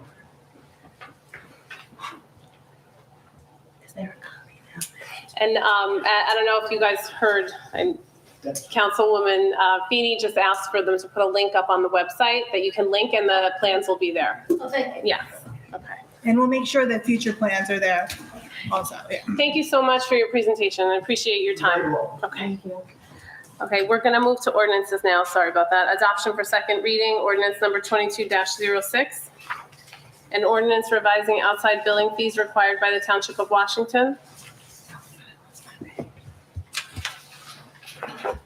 Resolution number 22-197, authorizing second reading and opening the public hearing for ordinance 22-06. Can I have a motion? So moved. Second, Second, roll call, Sue, please. Councilman Casio, Yes. Councilwoman Feeney, yes. Councilman Sears, Yes. Councilwoman Velez, Yes. Council President Morgan. Yes. Hey, Stu, how do you shut this thing off? Excuse us 1 second.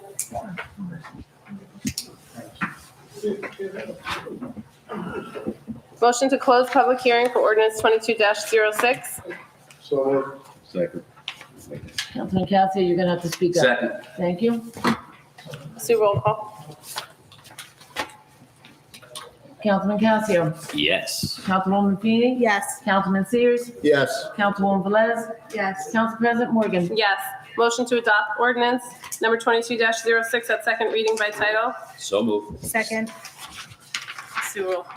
Councilman Casio. Yes. Councilwoman Feeney, yes. Councilman Sears, Yes. Councilwoman Velez, Yes. Council President Morgan. Yes.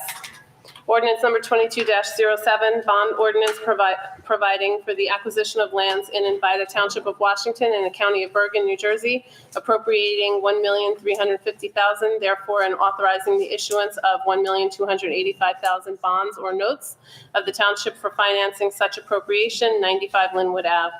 Resolution number 22-198, authorizing second reading and opening a public hearing for ordinance 22-07. May I have a motion? Ordinance 22-07.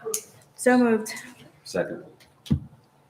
Okay. Sue, roll call. Councilman Casio, Yes. Councilwoman Feeney, Yes. Councilman Sears, Yes. Councilwoman Velez, Yes. Council President Morgan. Yes.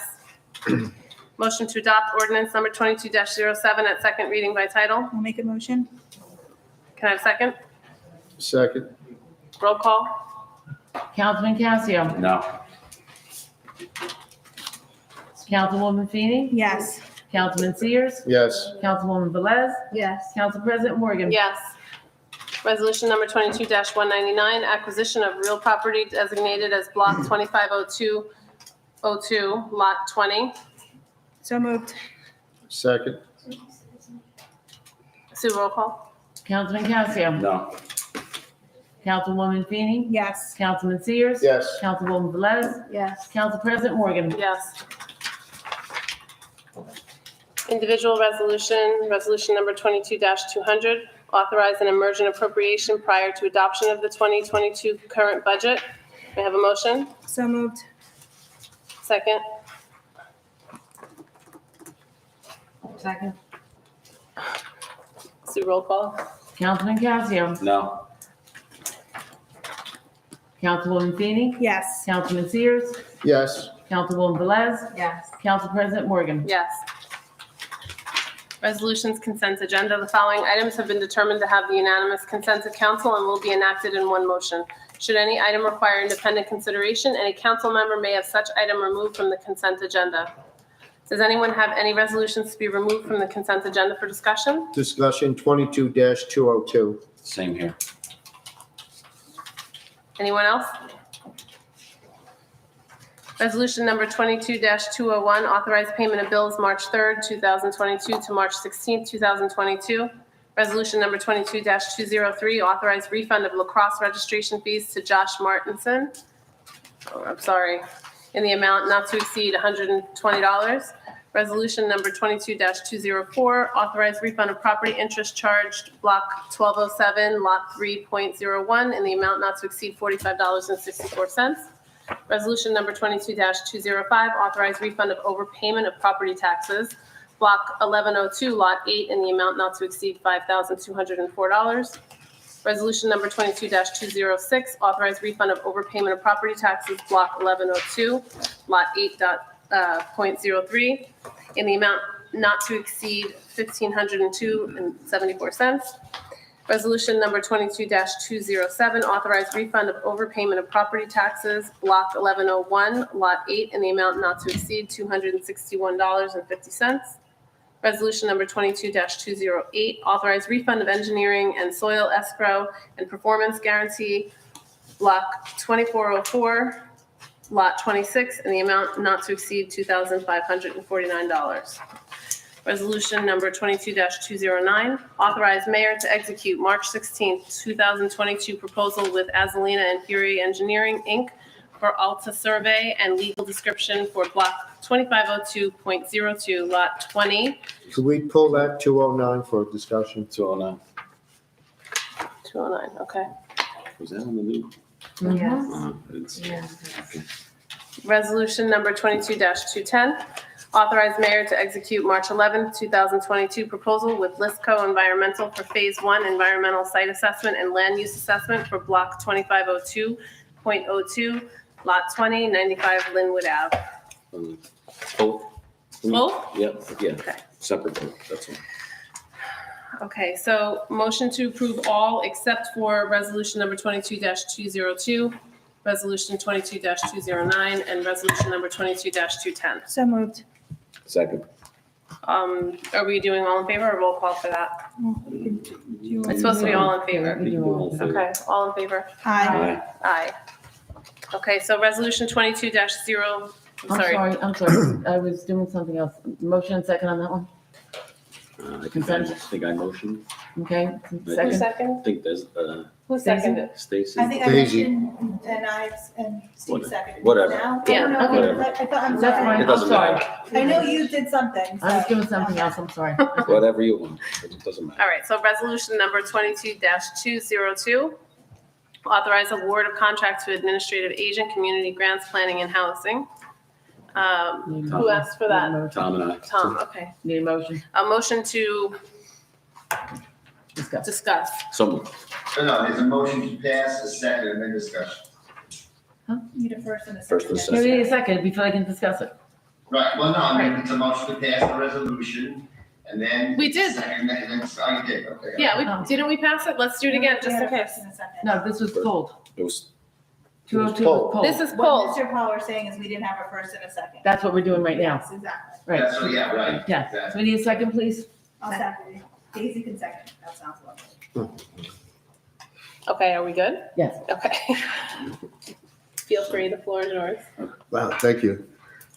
The reason why I pulled this is, do we have a clear understanding of what our grant writer is looking All right, at? hold on This one is- sec. Guys, hold on. Can I interrupt for 1 sec? Yes, absolutely. This has nothing to do with, This is, what do you call it? The administrative agent for COA. That's not our grant writer. This has to do with the, it's C, G, P, and H. They don't really handle our grants. They're the administrative agent for our COA operation. So that's a requirement under our settlement with. All right, so I got it confused between our grant writer and. Yeah, and then I understand that, I can see it, Right. but yeah, it's the same people that we had for the last couple of years. And they are, they're basically are. that was my question, was the same Okay. outfit, that's all. All right. Okay. Yep. All right, thank you. Okay, and that was Mr. Cassio's question about Is it the same outfit. Resolution number 22-209. No. Why don't you, you gotta take a vote. Oh, we're voting it. Vote. Oh, okay. Easy. Resolution number 22-202. Can I have a motion? You have a motion, you have a second, you had a discussion, now we do this. Okay. To roll call. Councilman Cassia. Yes. It is. Councilwoman Feeney. Yeah. Councilwoman Feeney. Yes. Councilman Sears. Yes. Councilwoman Velez. Yes. Council President Morgan. Yes. Okay, motion to discuss. No, You're right. It's a motion on the resolution, Okay. and then there's a second, and then discussion. Just read the resolution, then ask for a motion in a second, then discuss the Right. roll call. Right. You're right. Okay. Motion to discuss resolution number 22-209. So moved. Second. Second. Okay, That was Steve, yes. yes, so discussion. And Tom, you had also a question on it too. I just wanted for a separate vote, that's all. What is that? I just wanted for a separate vote. I think Tom wanted to discuss it. Yeah. Okay. So I'm looking for, from this gentleman, a time frame and information to the council when this is going to be done. I want a time frame from this engineering group that between May and June, this will be completed with the minimal amount of extra charges that are coming from the engineering group here.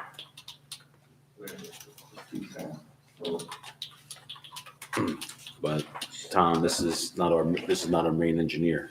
This is not our main one, so I don't know if there's. It's our third party, but I'm saying from the engineer, I want a time frame for. Now, let me jump in on this, please, if I could.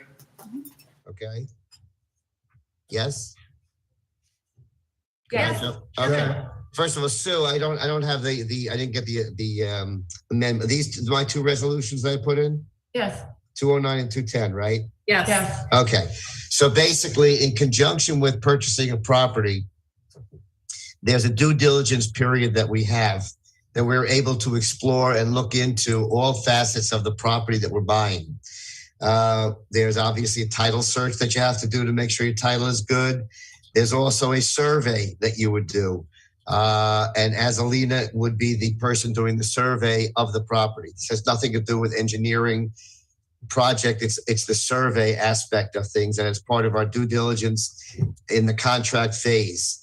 Lisco is our environmental person, a company who does an environmental and land assessment to make sure there are no problems with the property. So these are all due diligence steps that we always take in any property that we buy. We did it with the swim club, and we were doing it with this property as well. So this has nothing to do with all the other work, of what's going on with the township. All I'm asking for is that we get this survey done in an appropriate amount of time to the council. That's all I'm asking for. But there is a Okay. time, right, Mr. Powell, because it's a contract. We have to do it by a certain time in the contract. Yeah, I have a 60-day due diligence period. That's my due diligence period, and it starts from the contract date, and the contract hasn't been signed yet, and it has to be done, within that. Now, I always have my engineer get it early because I don't want to get close to the end of the due diligence period. We want to make sure we get the survey in so we're able to see if there are any issues of concern. So that's kind of our time frame that we have. That's your time frame, but is it in this written agreement for Anthony to get it Tom, they done? haven't signed the contract yet, so the date they signed a contract for purchase, right, Mr. Powell, you have 60 days to do this work, right? That's I correct. just want to see it in writing from past Okay. experiences.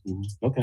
Well, I to be honest with you, Tom, there's no past experience with a survey. You're not talking about a survey of any property, because if you were, I would be involved with it. And that nothing is like that has happened. And I will tell you that on the swim club, we did the exact same thing. We hired the same engineer. I got the survey in super quickly and in plenty of time. And they would not be getting the work if they couldn't comply with our due diligence period.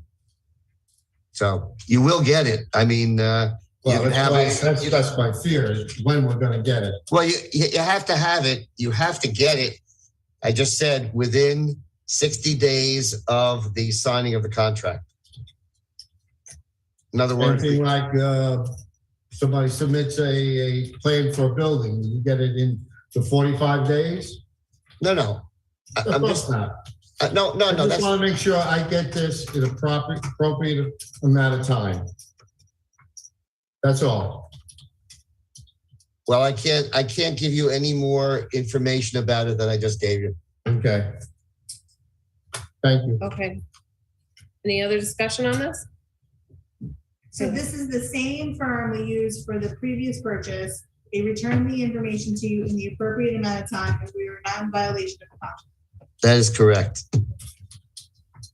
And I can honestly say that having dealt with this engineering firm, I have never had anything overdue that was due within the time frame that I was required to do it, whether it be that or anything to do with tax appeals or anything to do with anything. As far as any work that's done for the legal department, which is what this is for, there's never been an overdue survey or report that I needed. And I'm not speaking to anything else, and planning boards, zoning boards, developers, building department. I'm not talking about any of that. I'm just talking about the legal requirements that I need. Never has there been a default in the time period that I needed it for. Okay. Sue, roll call. This is just 209. Yep. Councilman Cassio. No. Councilwoman Feeney. Yes. Councilman Sears. No. Councilman Velez. Yes. Council President Morgan. Yes. Okay, so discussion, resolution number 22-210, discussion. A motion, So moved. Second. second, okay. Discussion. I just pulled it for a separate vote, that's all. You just want to make my life really No, difficult. listen, that's the way it is. So you can. Thanks. No problem. I'll return the favor one. Yeah, anytime. All right.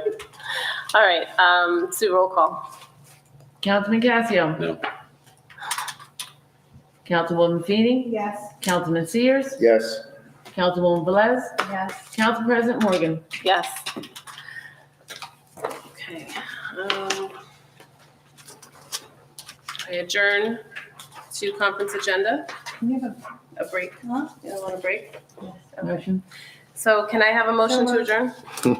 We care. Can I have a second? I'll second. Get it out of mouth. I know.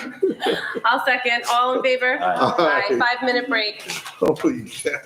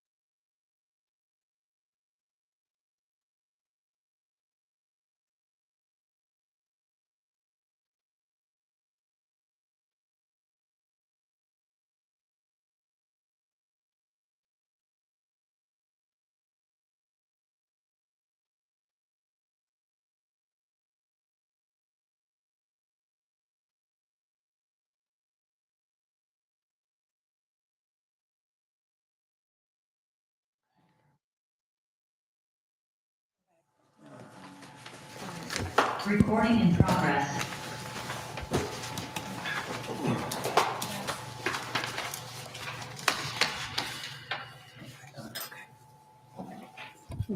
We're on to the second purple sheet. No, No. what's that insert?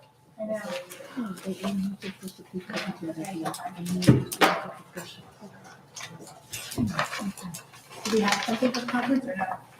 A couple things. Hang on. One, Is it two, the purple sheet? Yes. two.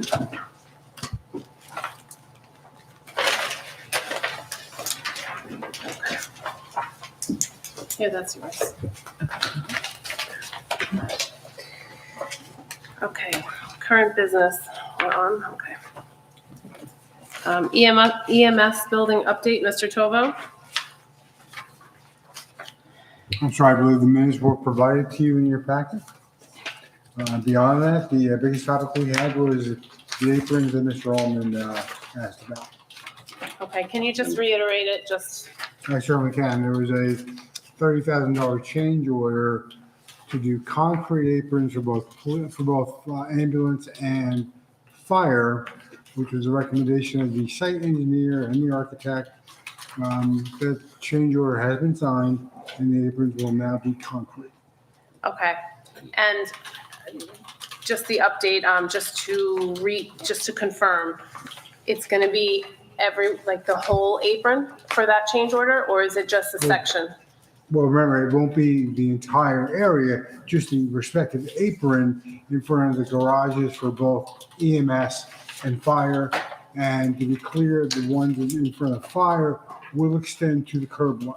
Okay, And at this point, there's no other increase that you know of at this point. At this point, there's no other that I am aware of. Nothing that you're aware of as of today. Correct. How much under budget or how much cash do we have available? Do we know? Last check, we still had in the area of $200,000 in the budgeted line. In the budget, okay. Keep in mind that the full amount for the contract is already fully encumbered and therefore deducted. Okay. okay. Under council, ordinances and legislation, Oh, I'm sorry. oh, I'm sorry, Can I just ask something on the building? good. On the second page, it said fire department requested that another walkthrough be conducted. Can council participate in walkthroughs? You can go through at any time. They could have, but that particular walkthrough already occurred. So if you want to email me some dates when you're available, I can set that up.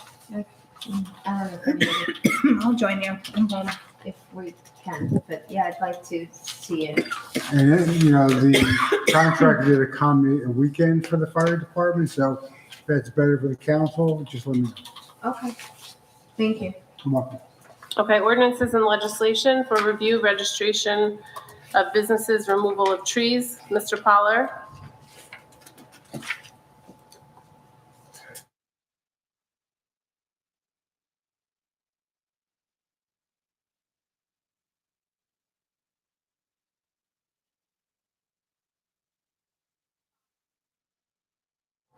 Nope. Somebody call him. Mr. Poller, can you hear us? Good. Where's the camera? He can't even see You us. can't see us. Ask Ricky. Ricky, is everything, oh, hold on. Ricky's texting. WCTV. Did you unmute Zoom, Sue? It's recording. I am. Are you on mute? No, Sue? thank you. No. Mr. Poller, can you hear us? Yes, I can. I can hear you. Yeah. Okay. So, sorry, you were muted here. Yep. Okay, no problem. Yep. It's for review, registration of businesses, removal of trees. Right. Hold on, let me open it up here. We'll talk about it a little bit here. Okay. All right. Okay. So this was the ordinance that I kind of came up with based on the discussion about having, I know the discussion was basically on landscapers who cut down trees, that kind of thing. So when I was doing it, I decided that it really should cover tree surgeons or anybody that's in the business of cutting down trees, not just the landscapers, because, the tree surgeons, never know what they're cutting down things and things, and they're not just landscapers. So that's why I made it, kind of covering anybody in the business of the removal of trees. And it would be even an individual, because he could be a sole, proprietorship. It could be anything. So it would be any person or entity. I also went with the idea of having a decal. This is, just a, first blush at it, so feel free. But I also figured that it would be helpful if somebody who was registered, they would have to do it with the building department, that they got a decal, so that the police, as they were going by, if they were on site, that they saw that they were registered. And if there was some sort of a vehicle that didn't have, or a trailer that didn't have a decal, they would know to, stop it, pull it over, stop them, whatever, give them a ticket. And so that would at least be a way of enforcing it, because it would have extra eyes on the ground in terms of, what's happening. As far as what I thought in the application, those are the things I threw in there. If anybody thinks there should be something else easy to do, just put it in there and, you'll have your form. Those, I made it through the building department. And then, to the business administrator for a kind of a, what I would say a semi-appeal process, but not really a full appeal, just somebody else who's going to take a look at, what the building department did, if there was some extraneous circumstance or whatever. And so that was kind of the scenario that I came up with. Feel free to add, subtract, multiply, divide, whatever you like. It was just my idea of how to approach it. Okay. Was I on mute? No, we heard Councilman Casio, did you have a question? Did you No. I gave a thumbs up. I heard it. Oh, okay. Okay. For financials, 2022 budget discussion. We'll go into that. And we have no miscellaneous, so we're gonna go right into budget.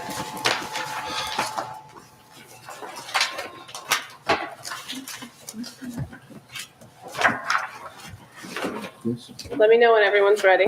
What page are we We're covering 13. We're going into budget right now? We are starting on page 13. We'll try to get through as much as we can before we start losing people. A second.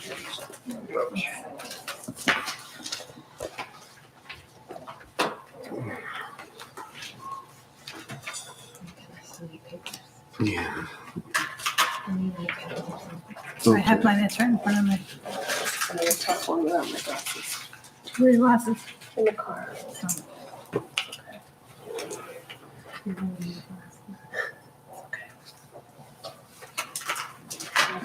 Okay. Starting page 13. Starting on page 13. Everyone ready? Ready. Okay. We're gonna start with, at the top, 145,460. This is financial tax collector, tax bills. Just correct me, I don't have my glasses, so if I'm reading it wrong, just correct me.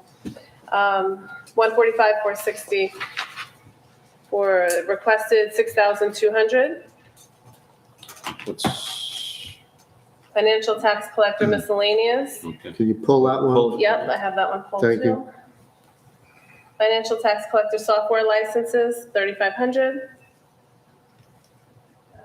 Tax assessor, 21,603.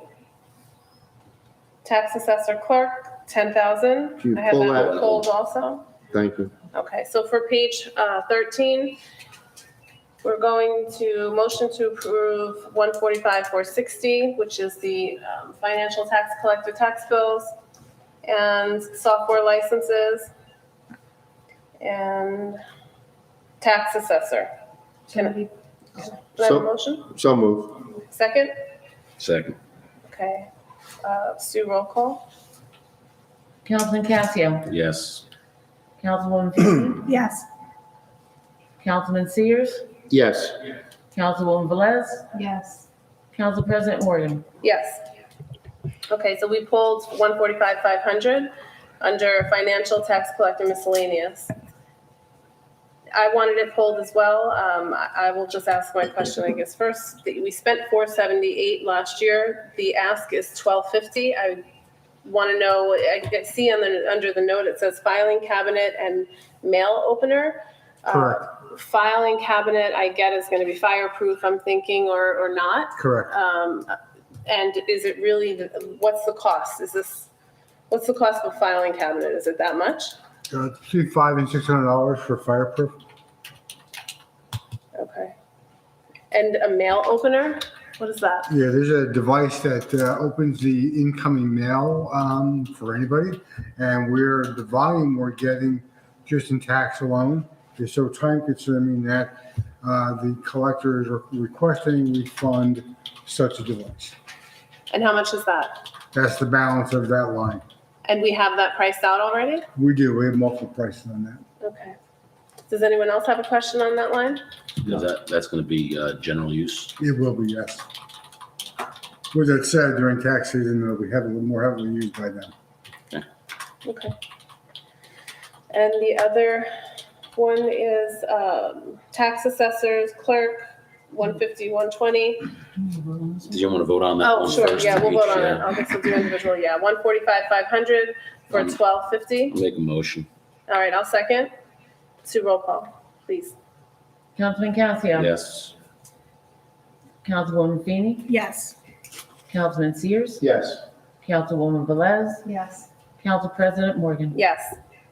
150, 120, tax assessor clerk for 10,000. It says no longer a floater. I went under the audit trail for page 34. I'll make a motion to open the discussion. Second. No, it's already open. It's open. We did it open? Yeah, Okay. we pulled it. Okay, so I did have a question on this one. I have to figure out what it was. Hold on a second. So and what's the hours this person is going to move to? For permanently in this role? The hours currently are 8 to 10 hours per week. As the employee becomes more familiar with the job, either those hours are going to decrease to a number to 8 or below, or they can be used by other departments. The history of this position has been one that's been very difficult to keep filled over my time here and even before. We have finally identified the right person who is very capable of doing the job and is willing to work for those few hours. Okay, so about 10 hours a week. Give or take, there are weeks where it's more and weeks where it's a little less. Okay. Okay, so I had a question on, this was my question, on 150, 120. If you go to the audit trail, it's on page 34. Once you get there, let me know. It looks like they got paid twice on the same day, two separate amounts. I'm just wondering what that is. 11:15. Yes, because if you go back, it's all a week apart or 2 weeks apart or whatever. But then on this day, they got paid twice. Page 34. Page 34 on the bottom. Oh, I see. Okay.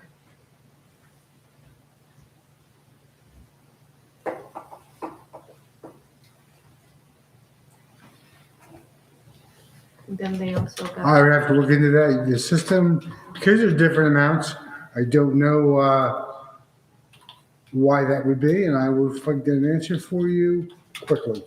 That was in November and December. December the same. Right. Yeah. Yeah. Yep, December's the same. Okay, very well. So I'm gonna table that. Okay, Agreed. Yes. all right, so motion to table. So I'll second. All in favor? Roll call? Councilman Casio. Yes. Councilwoman Feeney. Yes. Councilman Sears. yes. Councilwoman Velez. Yes. Council President Morgan. Yes. Okay, page 14.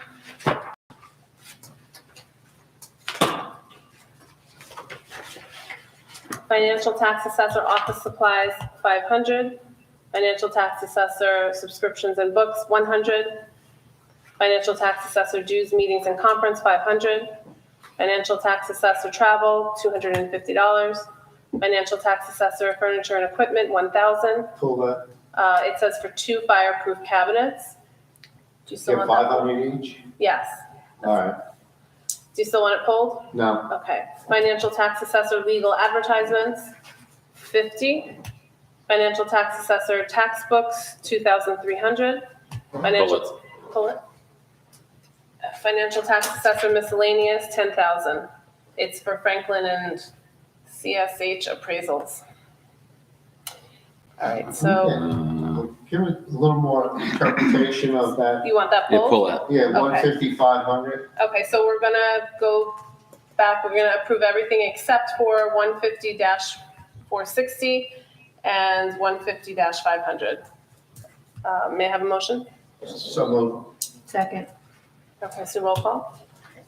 Councilman Casio, Yes. Councilwoman Feeney, Yes. Councilman Sears, Yes. Councilwoman Velez, Yes. Council President Morgan. Yes. So 150-460 for tax books at 2,300. Who asked for that?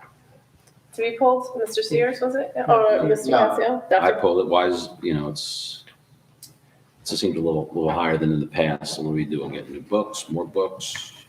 Combination of both, new books and more books for members that don't currently have them.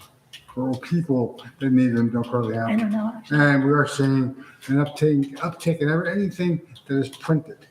So we're taking that into consideration. Okay. You can vote on it if you want. I'm good. Okay. I'll make a motion for the 2,300. I'll second. Okay, Sue, roll call? Councilman Casio, Yes. Councilwoman Feeney, Yes. Councilman Sears, Yes. Councilwoman Velez, Yes. Council President Morgan. Yes. I actually would like to open back up for discussion. I'm sorry. Financial tax assessor subscriptions and books for $100, that 152.40. Can I go back to open that up? Sure. Can I get a motion to open it? I'll make a motion to open it. I'll second. Which one? I'm sorry. The 240. subscriptions and books. Okay, for $100. Yeah. I just want to discuss, can I get a second real quick to open it? You did already. You did, you seconded it. So can I just have a roll call or all in favor? Well, no, do you No, want it's to open. discuss it? Okay, discuss. Okay, I would like to zero it out. It hasn't been used at all in 5 years. Mr. Chobo, any I would comment? agree. I would agree. Okay, If you're not using it, it doesn't need to be there. okay. Okay, so then we can vote on that. So you're gonna make a motion to zero? Yes. I'll second. Okay, so I motioned to make it zero and Stacy second. May I ask a question on that? When we zero out, should the need arise throughout the year, then where does that money come from? Comes out of control if you have it extra. If you have it. Yeah, more than likely you'll have extra than control. Right. One of two things will happen. Either we'll come out of the control, okay? Or miscellaneous. Or the item just doesn't get purchased that year. You have to wait. Right, and it's like any budget. If you don't use it, you lose it. If you don't need that line and they haven't used it in 5 years. Okay.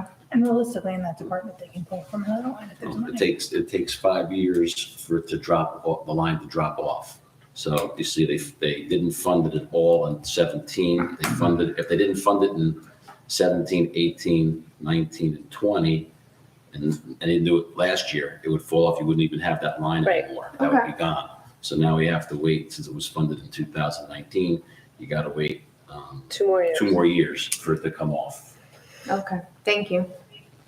Okay, But so Mr. Chobo, with the new software, will those updates will still be included with the new software from prior to import those? I'm not sure what you're referring to. We're talking about moving to new outside of, what are we using, Edmunds? You mean the GoGov? Yeah, that comes with, I thought, the cost of it will come with all of the training and all of that. It does. So we don't necessarily need all of that. no, I'm asking with the new software, Are we doing the historical, books here? Right. I don't get how they connect to GoGo. No, they don't. I was a separate question. Don't worry, just forget it. So we have a motion and we have a second. Can I have a roll call for a zero? This is for zero. Councilman Casio, Yes. Councilwoman Feeney, Yes. Councilman Sears, Yes. Councilwoman Velez, Yes. Council President Morgan. Yes. And then we, so what did we do? I'm sorry, with 150 and 460? 155. One fifty, still four need- sixty, you stated 2,300. And the rest we need to do. Okay, so we didn't discuss this one yet. Okay, so 150, 500 for 10,000. Can I have a motion? So move. Second? Second. Okay, discussion? Okay, so with this one, this is the outside appraisers are gonna come in and do this work? Now, our appraiser will do this work. It's Capital Senior Housing and Franklin Court, both anticipated to be needed to be done this year. Okay, and what are they contracted for already? Our appraiser? We do it on a piecemeal, per piece basis? Our appraiser is a salaried employee, Salary employee? salaried part-time employee. Okay, so if he's salaried part-time employee, why are we doing 10,000? Because he's a salaried part-time employee that only makes 20 some odd $1,000 a year and works maybe 8 hours a week. Okay, so. So this isn't something that would routinely be part of his 8 No. hours to do? Not appraisals this size, no. But appraisals they are. Residential appraisals are. Large ones such as this are not. But you would consider a townhouse a residence or a business? A single one, but not a full development. Okay, it's a home, whether it's a condo, a Well, that's- condo, it's a residence. That's not accurate. It is If accurate. you're doing an appraisal on one unit in a complex, that is within his salary. If you have a new complex being built, it's gotta be done on all of them. That can't be done in those amount of hours per week. Aren't they relatively the same type of apartments within each other? Like, aren't they basically, if they're one bedroom, all of the one bedrooms are kind of the same layout? If they're two bedrooms, isn't that sort of how it would be? There are cases where that is true. Is that not what's being That's not built? always across the board.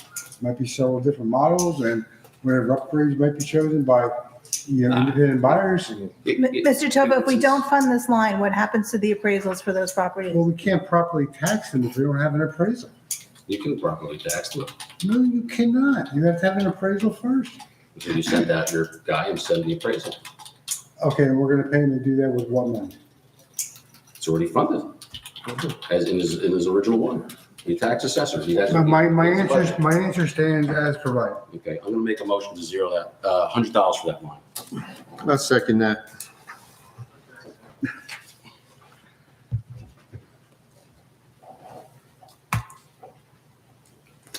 Roll call, please. Hold on one second, I'm doing my stuff here, sorry. I'm not done with discussion though. Mr. Tobo, so again, if- I called it. Dr. Katsu, if you don't mind, I would No, I still like do to mind just, because I already called for a roll and you we can't discuss can- it after I call. we can discuss. You've done it to me before, don't go Not after there. he calls. He's done it to me before. Yeah, well, hang on, it hang doesn't on, mean hang on, going hang on. forward, we continue Hold to do on, that. hold on. Yeah. We There's can, still a relevant floor to have discussion here. someone second, hold on, someone second. We'll go through, Then say no and then you discuss it again. we can discuss it, right, we can discuss it because it's, $100 doesn't make sense to me, but we'll discuss it after, go ahead with, after the vote. If someone wants to put, who seconded it? Tom, Mr. you have a Sears, motion and a second. for $100, right? For $100. Okay. Go ahead, Mr. Roll call, I'm sorry. Councilman Casio. Yes. Councilwoman Feeney, No. Councilman Sears, Yes. Councilwoman Velez. No. Council President Morgan. No. Mr. Tobo, Does anyone- what happens if we don't fund this line and he doesn't have time to do it properly? What happens to the tax bills that go out? They're inaccurate, and then does it open the town up to anything? Just looking for some more information if you don't mind. No, it would open us up to first off, collecting a lower amount of tax that should be assessed on the property.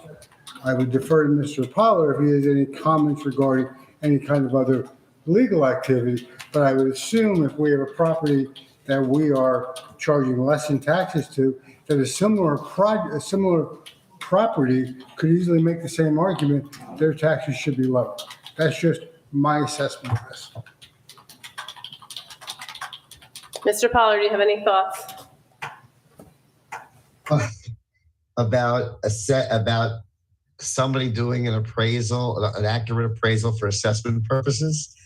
I do have this thought: if the guy is just going to come up with a number out of the clear blue sky without doing all the work of comparables, analysis, and stuff like that, he's going to get that assessment appealed at the county level. It's going to be, you're going to spend money on trying to defend that. It will probably get overturned because it's not going to be supportable by comparable sales and other indicia that an assessor would do.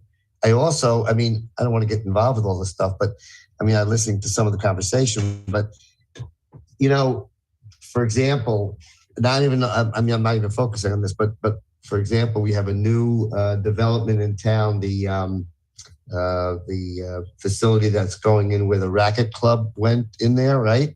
Mm-hmm. That's a brand new type of a thing altogether, never been assessed in the town by anybody or anything close to it. I'm sure he has to do a lot of work on how to assess that property.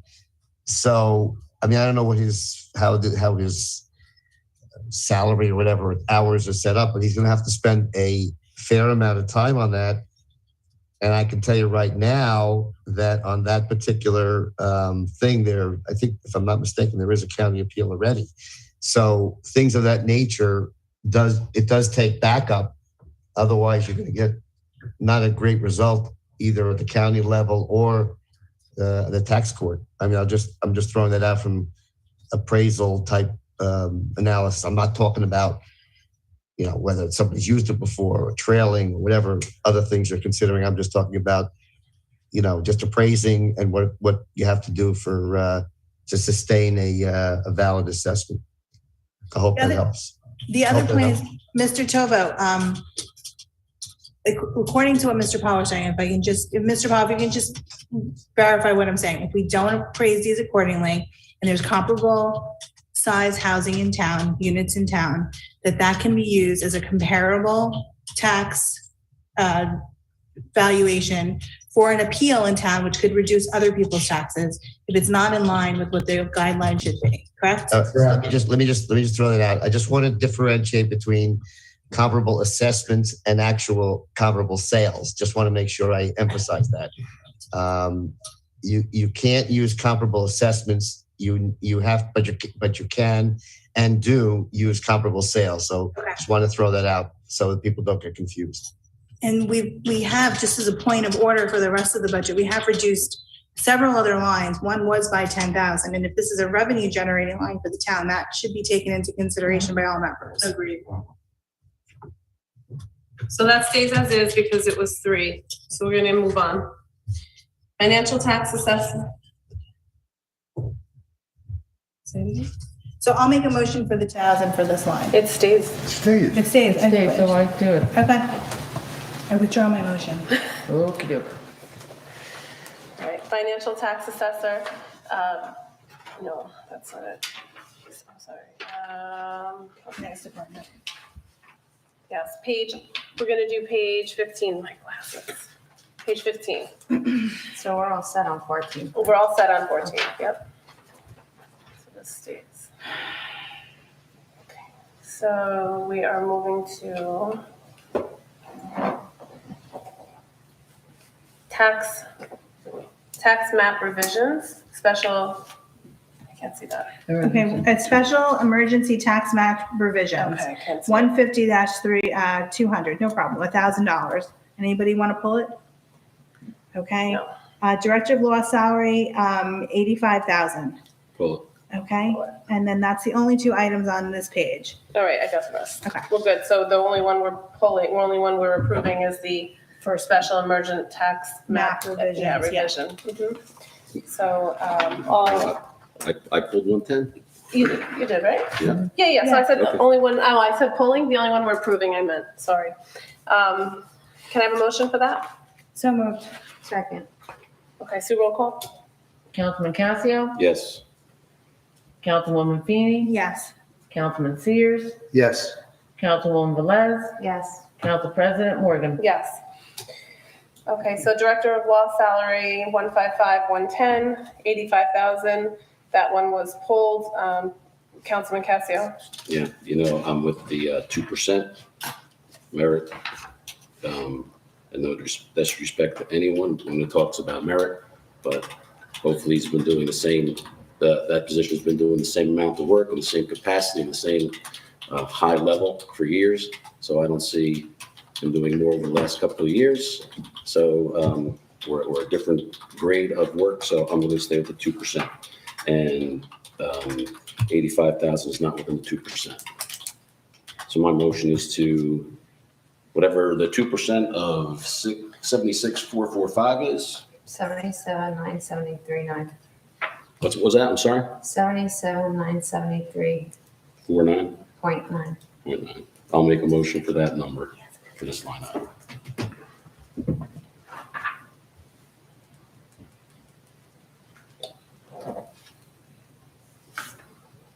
So there's no second. No second. Okay, so motion to, I'll make a motion for the 85,000. okay, I'll second. Sue, roll call? Councilman Casio, No. Councilwoman Feeney, Yes. Councilman Sears, Yes. Councilwoman Velez, Yes. Council President Morgan. Yes. Okay, page 16.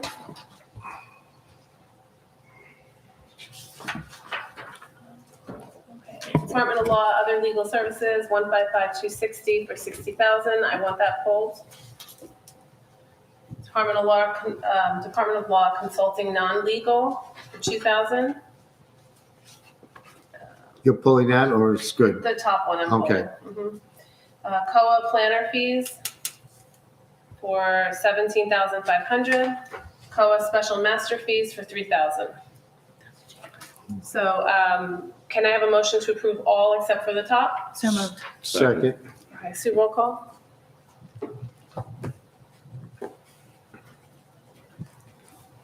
Councilman Casio? Was that all for this Yeah, one? the whole Okay. page except for the top. Right. Yes. Councilwoman Feeney? Yes. Councilman Sears, Yes. Councilwoman Velez, Yes. Council President Morgan. Yes. So for 155,260, for, it says transfers, tax appeal, litigation. In the audit trail, why did I write this? For page 38, let's see. Mr. Pollard, this is this line only you or is it outside council also? What, 260? Yes, sir. Okay, so I just wanted to point out that that it's a combination. We did away with, The tax appeals is incorporated here. In other words, litigation for tax appeals has always been just the one item. It's always been other legal services. They're litigations. They're the same thing as any other litigations. There's no reason to have tax appeal litigations different than condemnation litigations or different than prerogative writ litigations. They're all litigations. So it was kind of ridiculous to have in the past. Other people have done this in the past, but it was kind of a new feature. But it was always before combined. So there is no, if you'll notice, I think, Mr. Tovo, jump in and correct me if I'm wrong, but there is no amount now for law tax appeals, zero went to. And the reason for that is everything is in here, okay? So He is correct. so that's where it is. See, it's not like divvied up into different areas. So all litigation, any litigation, agencies, all that kind of stuff is all in there. So it includes, and I don't want to be, we're in public, so I can't really say everything I would say, but We have a fair amount of tax appeals. We have one super major tax appeal, which is going to be tried this year. I anticipate it being heavily contested. It's going to take a lot of work and a lot of fully tried case. There's another one where I believe is going to be something we started, and the way it's shaped up, it's going to be a also heavily litigated case. There's another case that I thought was not going to be filed, and something just developed in the beginning of the year, which indicates it will be. So it's kind of like it's tough to anticipate, what suits may come up. That's the ones that I see on the horizon. But every year we also get, I would say, at least 5 other litigations of varying things that I get involved in, whether it be a litigation involving Oprah, if we had one of those, we have those issues that come up. We have cases that come up where I'm part of prerogative writ cases.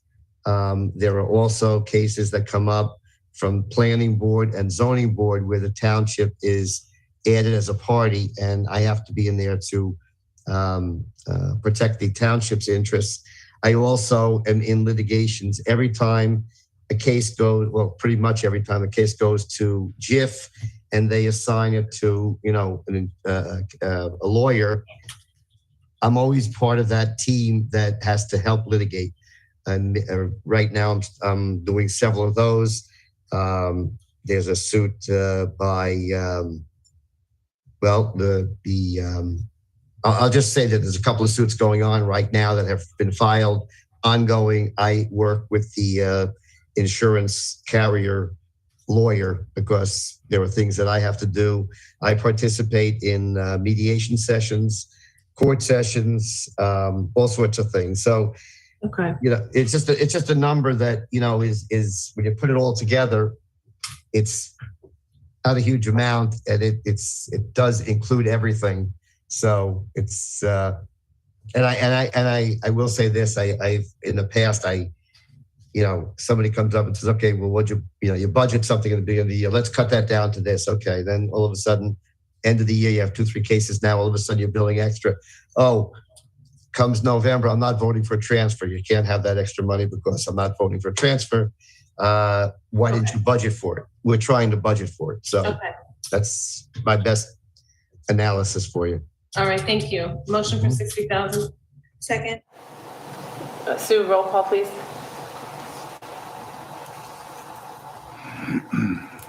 Councilman Casio, No.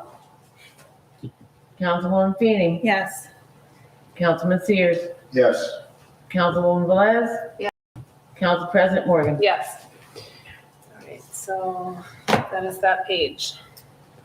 17, last page for this, and then we'll move on to something quickly. Page 17, do I have anything pulled? Okay. We are at tax appeals appraisers, 15,000. This is for transfers, shopping center appeal. That's what it says. Oh, no, sorry, for shopping center appeal, not transfers. Sorry, wrong line. Just shopping center appeal. You wanted that pulled? Or no? No, she was right. It's not Yeah. transfer. It's just shopping center. Yeah, tax appeal appraiser, that's what it is. Yep, shopping center appeal is in the note. And then that is it on that page. Oh, no, then Department of Engineering, salary and wages, 165,100 for 1,800. Okay, Just for discussion, 210. 210. Okay. And this discussion is to Mr. Fowler. Is that because it's the shopping center? Yeah, that's one of the big ones. That's a very big one. And there could be one other big one, and then we have a whole bunch of like 15, 14 others. which, are in there, but the big one is there, and That's also. that's gonna go ahead, maybe. Yeah, well, that's hard to do because it's a unique structure. Okay, motion to approve the page. So moved. Second. Sue, roll call.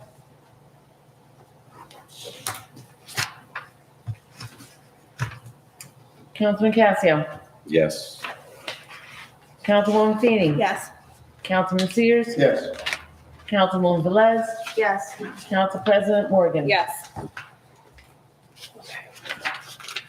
Council President, since my page is over, can I leave? Yes, No. thank you. Thank you. Okay, have a good Good night. evening. All right, good night. Page 40. Community Service Act condos, 325,000, 36,000. I have that one pulled. Hold on. Hold on, yeah, we're not. What page? We're you page want, Desiree? 47. 47. Okay, gotcha. So the very top one, Community Service Act condos, 325,000. I'm pulling that. Health Director, 1,800. Health Part-Time Secretary and Registrar, 3,992.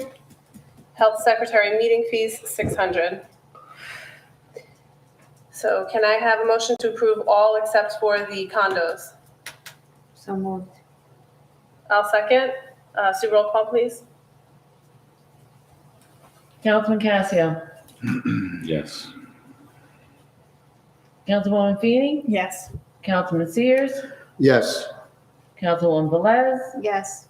Council President Morgan. Yes. So I pulled that top one because I started to look at the audit trail. Go to page 150 in the audit trail.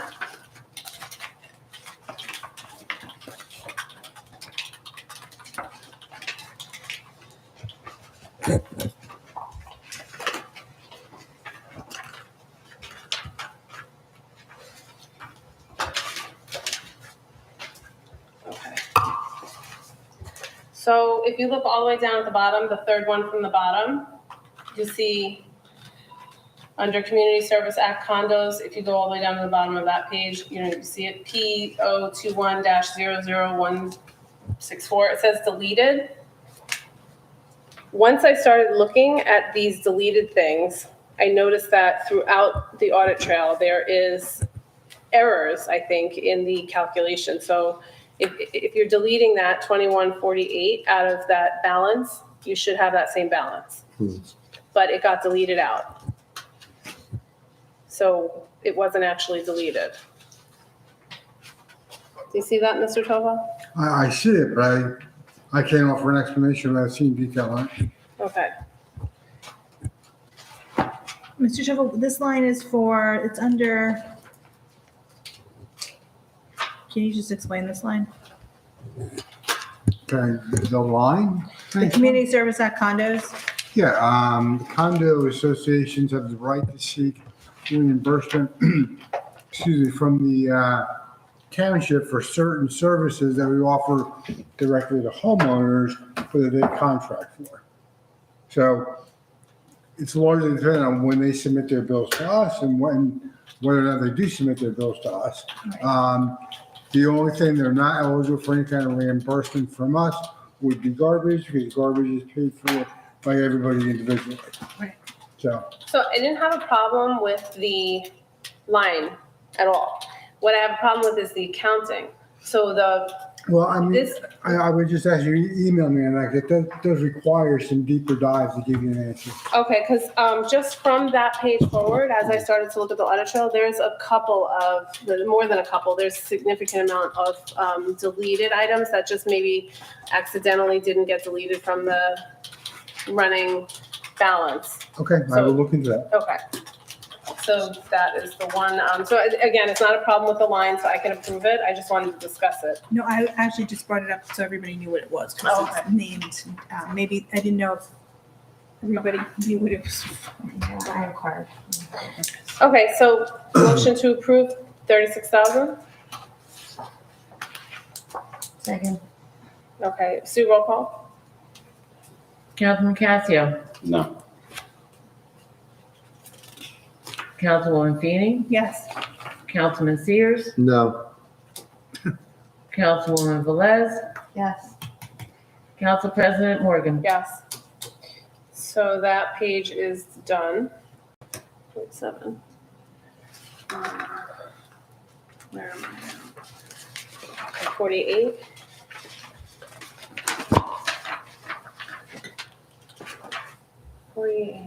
Health office supplies, 500.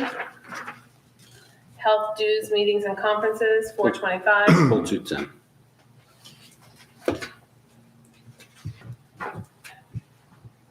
Health consulting non-legal, I believe that's the contract, 37,682.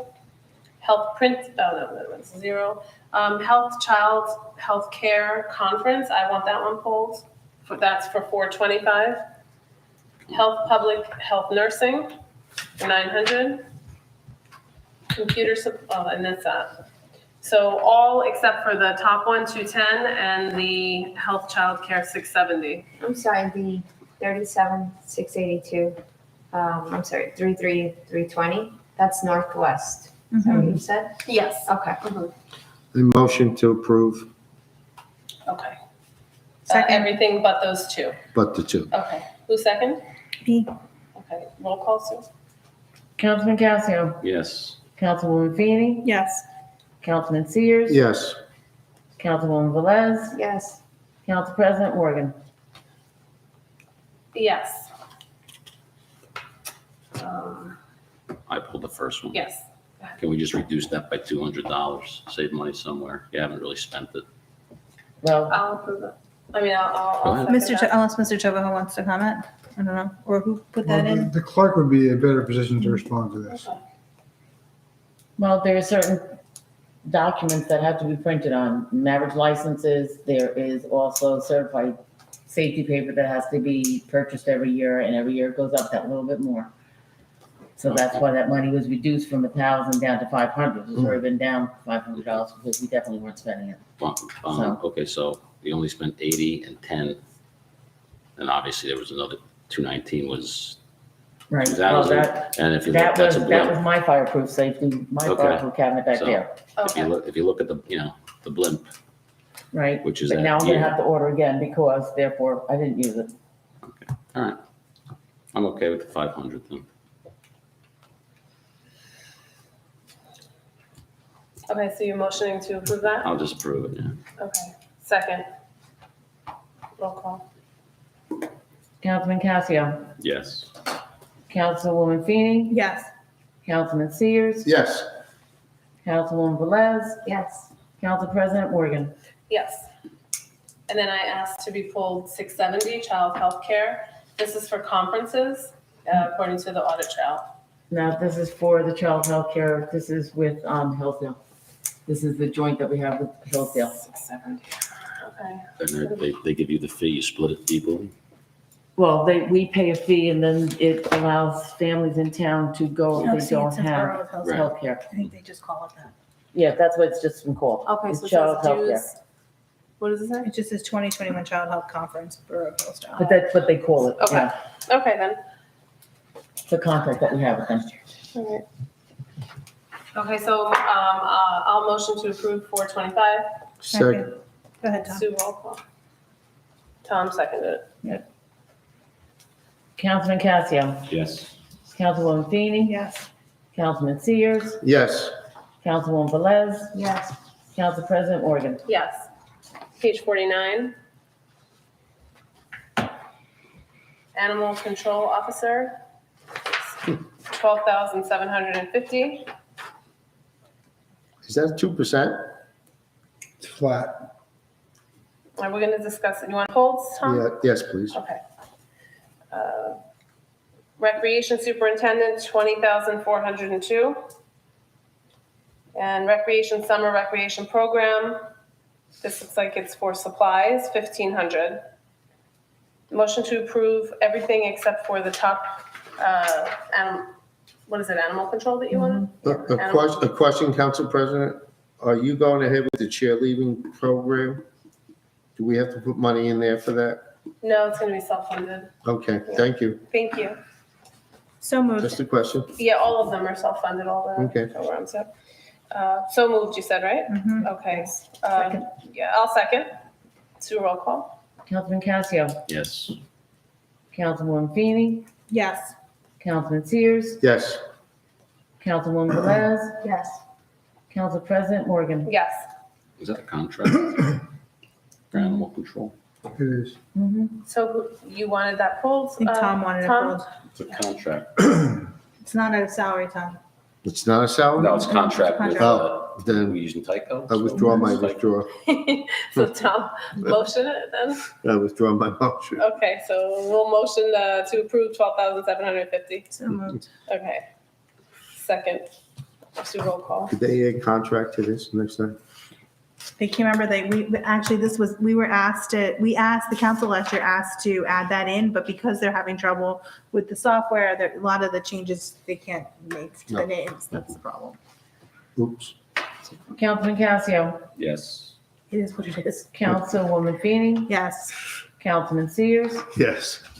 Councilwoman Velez, Yes. Council President Morgan. Yes. And then our last second to last page, sorry to excite everyone. On 50, Recreation Team Program, 1,800. Recreation Director, 1,800. And that's it on that page. Motion to approve the page. So moved. Second?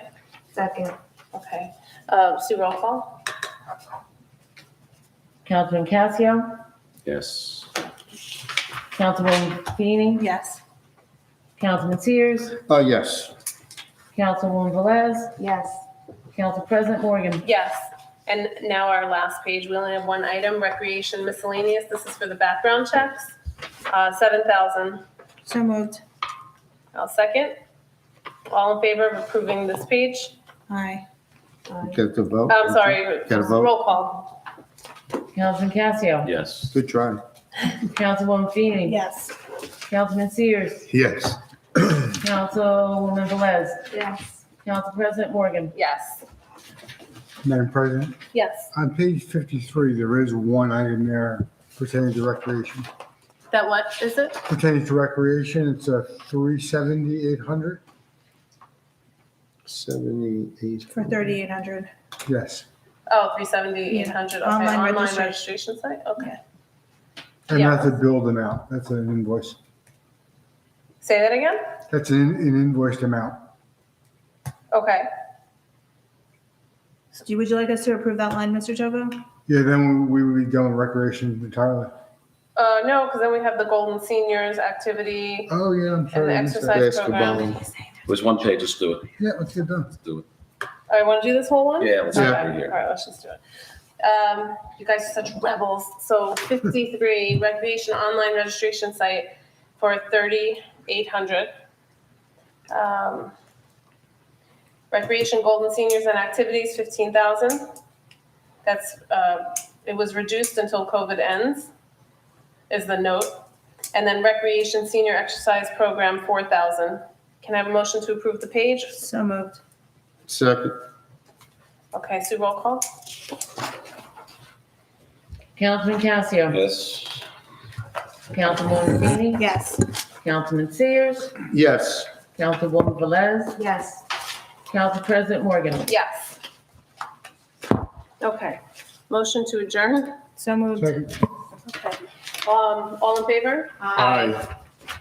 Can you announce the next meeting date before you close? Yes. Sorry, the next meeting date will be March 28th. 6 PM, it's a budget, 6:30, sorry, 6:30. Monday, March 28th. Yeah. Do we have something? No. We did have something? All right, thank you. No.